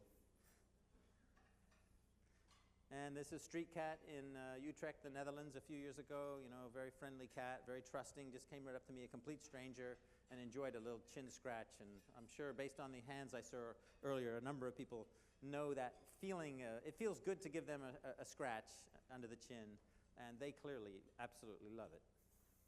So touch is a very powerful thing. Sheep on the sanctuary I go to, sometimes I'll rub them, partly to warm my hands if it's winter, because that fleece is pretty thick. And I remember I was doing this with my daughter here some years ago, and then I stopped and I was talking to her, and then I felt this scraping on my boot, and I looked down and the hickory, the sheep, was scraping at my boot, a sheep's way of saying, hey, let's have some more of that, that was good. And the same thing happened to me just a couple of weeks ago. Another sheep named Chester, I was doing this, rubbing his back, and he was kind of, really seemed to be into it. And I stopped and I walked somewhere else, and then I felt this leg up. And I mention that because it says a lot about their awareness. It's like, this is the guy who just gave me that really nice back rub, not the person over there, this guy. So the sheep comes over to me and then recognizes me as an autonomous being who can make a decision to do it again, what I was doing, and then asks me in a very, very clear way that I totally understood. Did Chester get some more back rubs? Absolutely. It felt great to do it, and especially when they ask. They're enjoying it. A study of surgeonfish at the University of Lisbon found that if the fishes were stressed, I think the way they did that was they put individual fish in tanks and lowered the water level so it was just enough for them for maybe 20 minutes, not very nice. Stresses them out a bit. You can measure the stress by their hormones in the blood. and then they put them in a tank that had a wand. And if the wand was stationary, they spent a lot less time near that wand than if the wand was going like this. If the wand was going like that, the fish, especially the stressed one, would swim up to it and be next to it so they could actually feel it stroking them. So fishes voluntarily go to a wand to get a stroke. Now, why would fish do that? Well, actually, I will get into that in a little bit. I don't think I'm quite there. So I will explain that a little bit more, the background for that behavior. But here's some other examples of touch, and an interspecies touch, because touch is so powerful. I mentioned me and the sheep. There's areas of Western India where dogs hang out with langur monkeys. And the monkeys groom them, and what do the dogs do for the monkeys? It's not clear, but chances are it's probably a mutual benefit. A lot of these things are built on a plus-plus relationship where both parties benefit. And the dog benefits from the nice spa treatment and perhaps a few parasites removed. And my guess is the monkeys benefit from perhaps having extra vigilance, having a carnivore in their midst maybe makes things a little safer for some enemies. Also, better warning. So the dog is able to recognize some sounds of something approaching that the monkeys might not recognize. Chances are there's some benefit there. Plus, monkeys love to groom. They really enjoy picking through fur. And maybe that dog goes to some areas where they pick up some more mites and ticks than the monkeys do. Who knows? It's speculation, but chances are there's a plus-plus relationship in there. Related, albeit rather bizarre, another carnivore, essentially, and non-carnivore, herbivore relationship. In parts of Uganda, it's been noticed that warthogs have learned to go and flop down as an invitation gesture near banded mongoose colonies so they can get a nice spa treatment themselves. The mongooses love it. They come running along. They swarm over these warthogs, and they remove parasites and sloughing skin and that sort of thing. So the mongooses get a few little treats, and the warthog, as you can see from this slide, is quite happy to cooperate and be involved in that. Yet another example involving hippos and fish. There was a nice article in National Geographic maybe 15 years ago showing this area of Kenya where these hippos are out on the land at night, and then they go into these cool springs, freshwater springs in the day, and then there they enjoy a spa treatment. Fishes of various species swim over to them and proceed to remove vegetation from between their splayed toes. The hippos are very cooperative. They spread their legs apart to give the fish maximum access to all nooks and crannies, and they open their mouths, and they never bite the fish. You don't diss or bite or harm or kill your business partner, and they don't do that. So they're very happy. Sometimes they'll drift off into a blissful sleep based on this nice, delicate touch. And fish do it, and this explains what I said earlier about the surgeonfish, I think. The reason surgeonfishes like that stroking is because they're reef fishes, and they're probably familiar with this touch, which they get from cleaner fish. Cleaner-client mutualisms are widespread, particularly in reefs, but some other habitats, and they involve fishes, literally, I am not making this up, lining up to wait their turn to be serviced by cleaner fish. Cleaner fish will often work individually, but more often they work in teams. This photo, which was not my photo, was actually published in my book, The Exultant Ark, before I actually noticed that there's actually a second cleaner fish up here. So they're working in pairs, these two. This is I think probably the blue-striped cleaner wrasse. There's some other species that do this. Essentially, they open for business. They swim in a certain way, essentially like the barbershop signs swirling around, advertising they're open for business. And then the fish line up and come along, and they hover there in the area where these fish ply their trade, and then they get plucked over. The cleaner fish remove parasites. Very important in some areas. Parasite loads can increase rapidly. There's a lot of parasites in marine environments, and sloughing skin and algae and other unwanteds for the fish's perspective. So the cleaners get food, and by the way, they service thousands, sometimes thousands of clients a day. And it is like a business relationship. The client fish, in this case a map puffer fish, will open the mouth, and the cleaners will swim into the mouth. The client never eats them. And then they may swim in and out of the gills where parasites often lodge themselves, and they'll pluck those off and they'll remove that. So the client fish gets this nice spa treatment, and the cleaners get some food, cumulatively food over the course of the day. It's complicated. It gets Machiavellian. Some fishes mimic cleaner fishes. They look like them, and they start out nicely, and then they nip off a piece of fin and quickly swim away. And the client's really pissed off, if you'll pardon the expression. Swims after them, tries to catch them. And probably because there are cheaters and deceivers out there. It's the same in any society. It doesn't pay to deceive. Forget that part of it. Basically, there are cheaters and there are people who commit crimes. Most of us are honest most of the time. But because of that, other fish, other clients are carefully watching these interactions. They want to see who's a good cleaner, who's not so good. And the cleaner fishes have been shown to perform much better services if they know they're being watched. That's called an audience effect. And that's been shown in these fishes. And cleaners will go even further. If they're being watched, they'll spend more time doing a little flutter with the fins. They're not even plucking anything off. They're just sort of I'm giving you a little extra massage just to show you how darn good I am. You know, come on, let's have the next client. So it's really intriguing, a very complex interaction that's going on here. And there's new studies coming out on this all the time that show really interesting nuances of the behavior. And perhaps not surprisingly, because some fishes do like to be stroked and petted, there are fish like Larry here. He's a Bahamian, well, he's also Bahamian, a Bahamian slip of the tongue, a Bahamian grouper who comes to be petted by divers. This is in an area where there's no spearfishing allowed, so he's trusting of humans. And he's a personality. He's a long-lived fish, and he cares, and he likes pleasure, and he enjoys that. And we like stroking them. It's kind of like when we're petting the cat on the sidewalk. The power of touch extends into the power of love. And you won't find the word love in the index of most animal behavior texts, but we should expect love to evolve in species such as giraffes, where the parents work together to raise their young successfully, young who will contain the genes for caring and loving behavior. And then there's courtship. Speaking of investments, this is like the animal version of those fruit that the trees provide in a way. It's very expensive for a peacock to produce these colors and these bright feathers. It's costly. It makes them harder to, they attract more predators, harder to get away from them.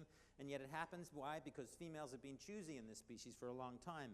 And millennia of female peahens being picky and saying, I prefer the ones with the slightly bigger tail. They have generally driven the evolution of extravagant showiness in animals. I don't mean to sound misogynistic with that. That wasn't intended.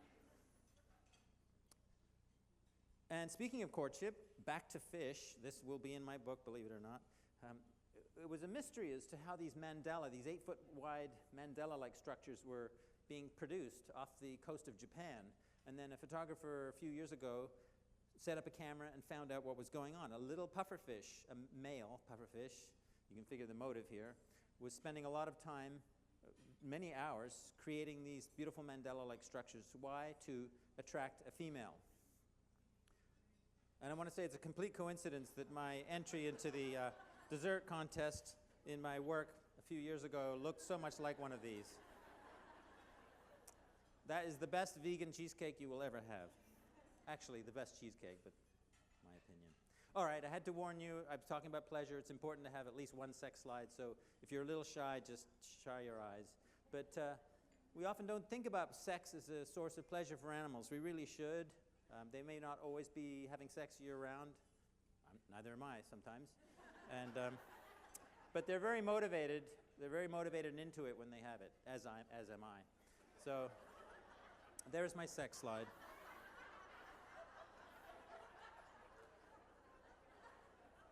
Moving on. Do animals have a sense of humor? Do they tell jokes? In my book, Pleasurable Kingdom, I give a few examples, anecdotes of gorillas telling jokes, actually wordplay, puns. If these animals have learned language through sign language, they can really create some creative ways of using language.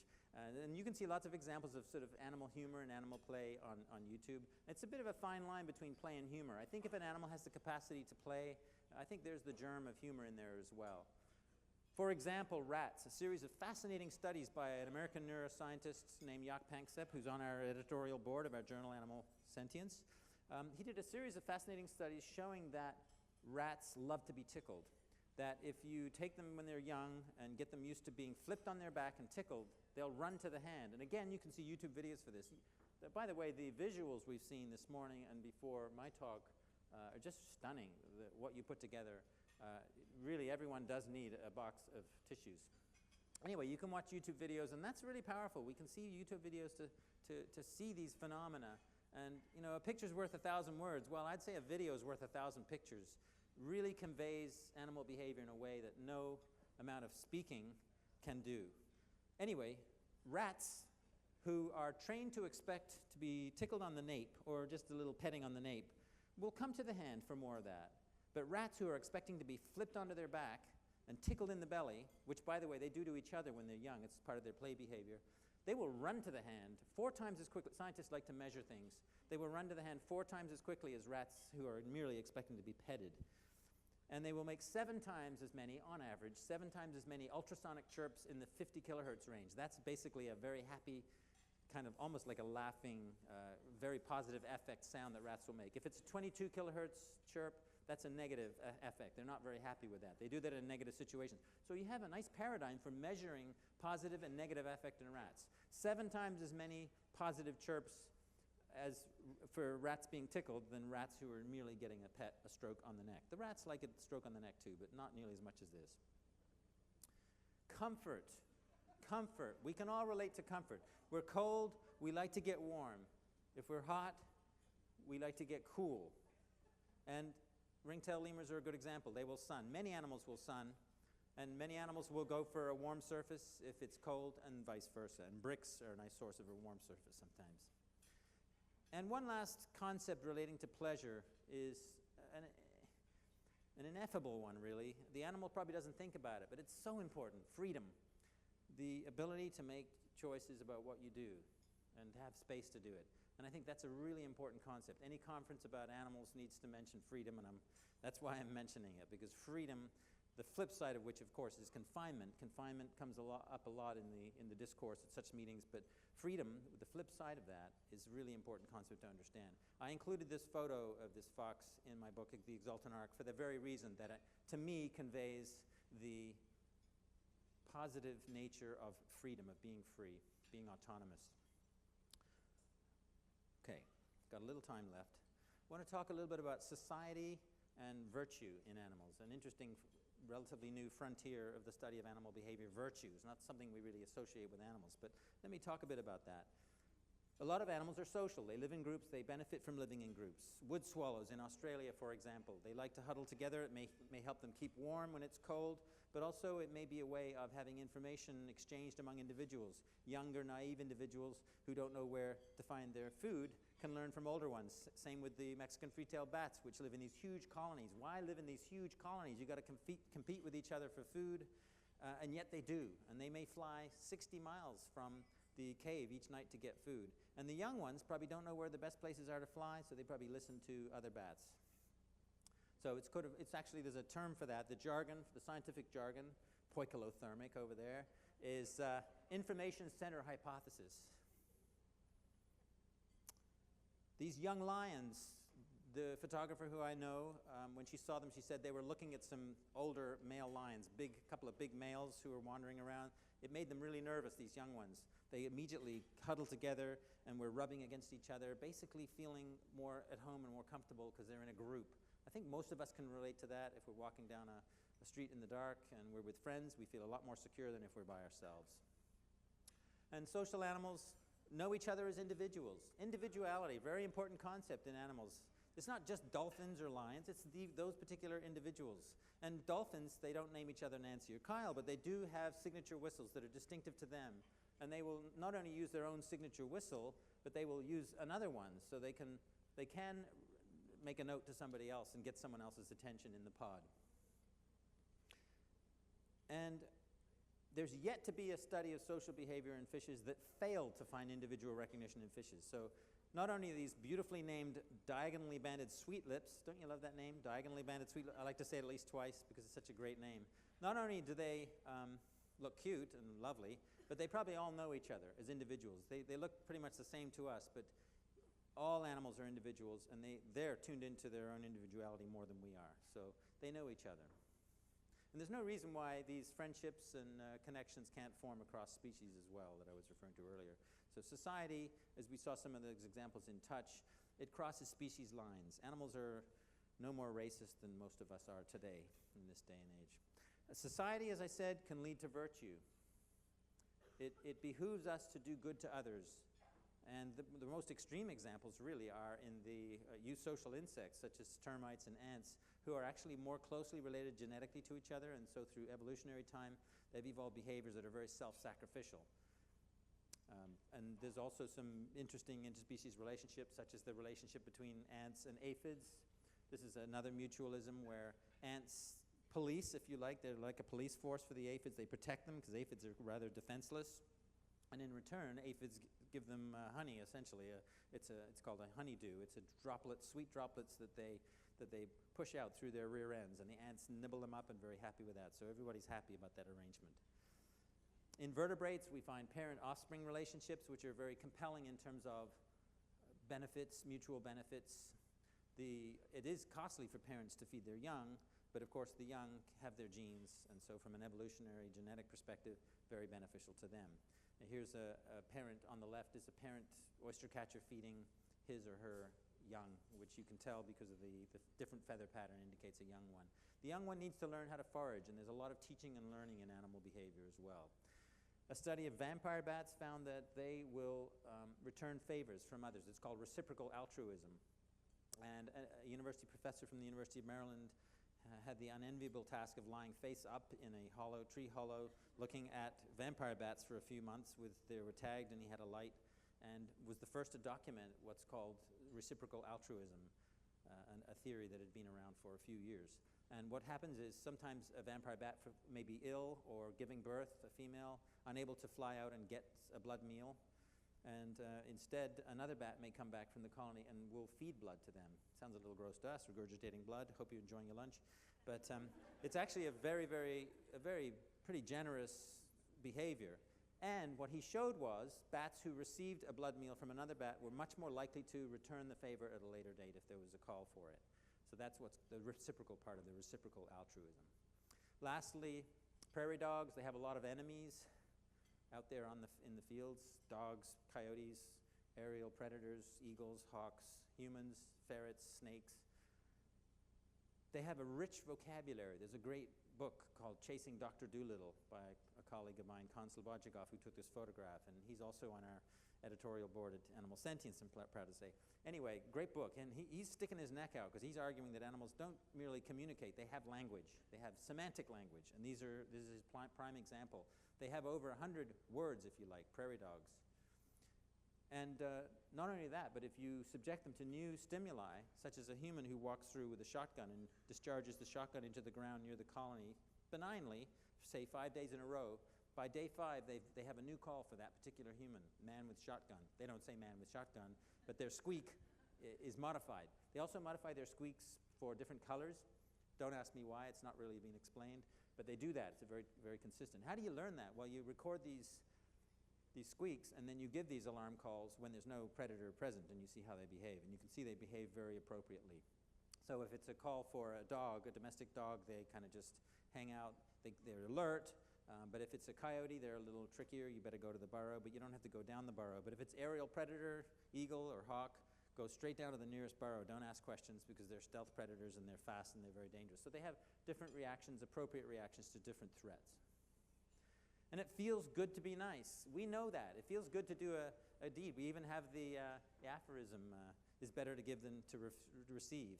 And this is the primate version, allo grooming, and here's the bird version. Exactly the same behavior, just sort of doing a good deed. You think these 3 birds know each other? Absolutely, they know each other. And they'll know each other next week, and they did last week.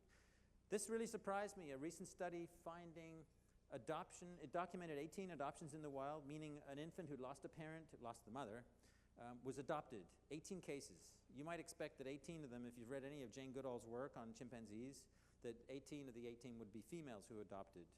But it actually was 9 and 9. 9 of the adopters were males. So these were male chimps who were making a major personal sacrifice in an investment in a young one. Very surprising. And then we have people who are doing good deeds for animals, and this is very apropos to the meeting here. This is one of many people who are now working to try and turn things around for sharks, terribly misunderstood, so beleaguered, in particular by the shark fin trade, that their populations have been declining. Many of them are endangered now, and just very poorly the conditions that's going on. I mean, the whole shark fin trade is just grotesquely cruel as well. Well, Christina Zanato is an example of a diver. She dives down with them, and then she uses touch, and this links back to animal pleasure. She uses touch. She strokes the sharks, and she sends them into sort of a state of euphoria, where they become so relaxed she can literally pick them up and flip them upside down and balance them on her hand. They're just really basically chilled out. And then in that state, she's able to remove fishing hooks from their mouths.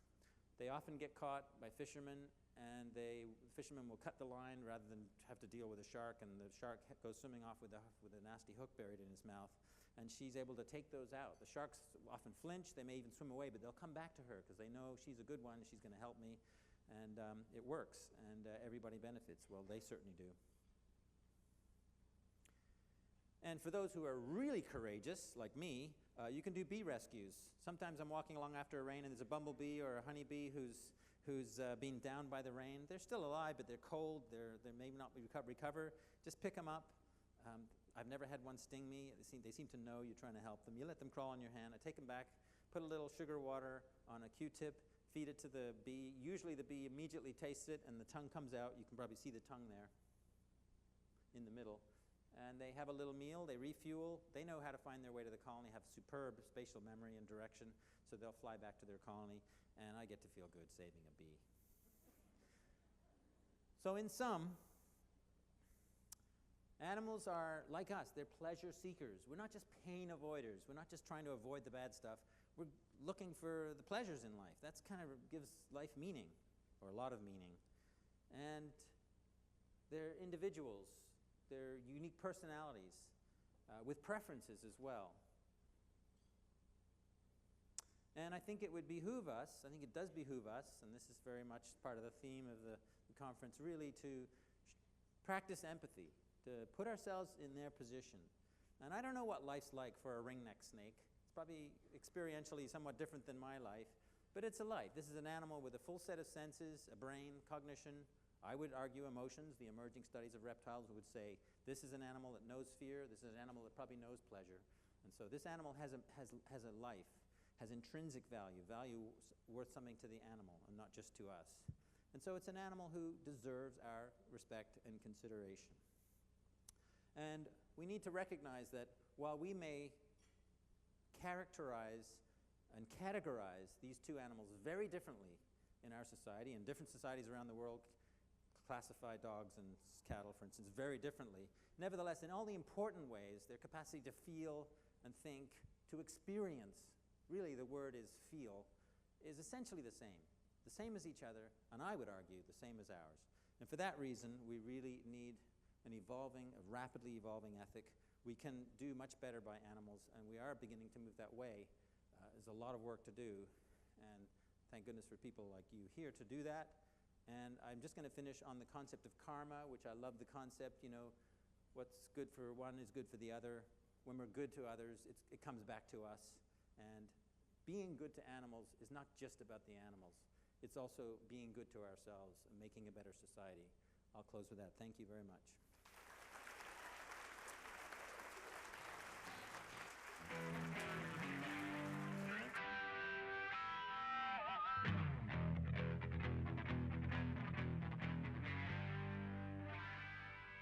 I personally am so happy to report that this will be my last time at this microphone, and my MC duties are over and I can now really relax. I have some announcements briefly. I want to let you know that the governor of the state of Oklahoma, and I'll quote her, says, now therefore, I, Mary Fallon, governor of the state of Oklahoma, do hereby proclaim March 30th, 2015 as Animal Wellbeing Awareness Day for the whole state. So we'll have this outside so you can take a photograph of it. Paulette Black has asked me to remind you that we have 3 thought boards out in the hallway with Sharpies. We've asked 3 questions and we want you to write your responses on that, so please be encouraged to do that. And then finally, if you are going on the Joan Kirkpatrick Animal Hospital Zoo Tour, the bus will load from the ballroom lobby entrance, that's the Cat Cafe, at 1 o'clock immediately following this session, so it's probably 1:02 right now. And the bus will leave at 1:15. And if you are going to the zoo, you have to be on that bus, so that's how you'll get there. Thank you. I'm so happy about what we're doing here. Bye-bye.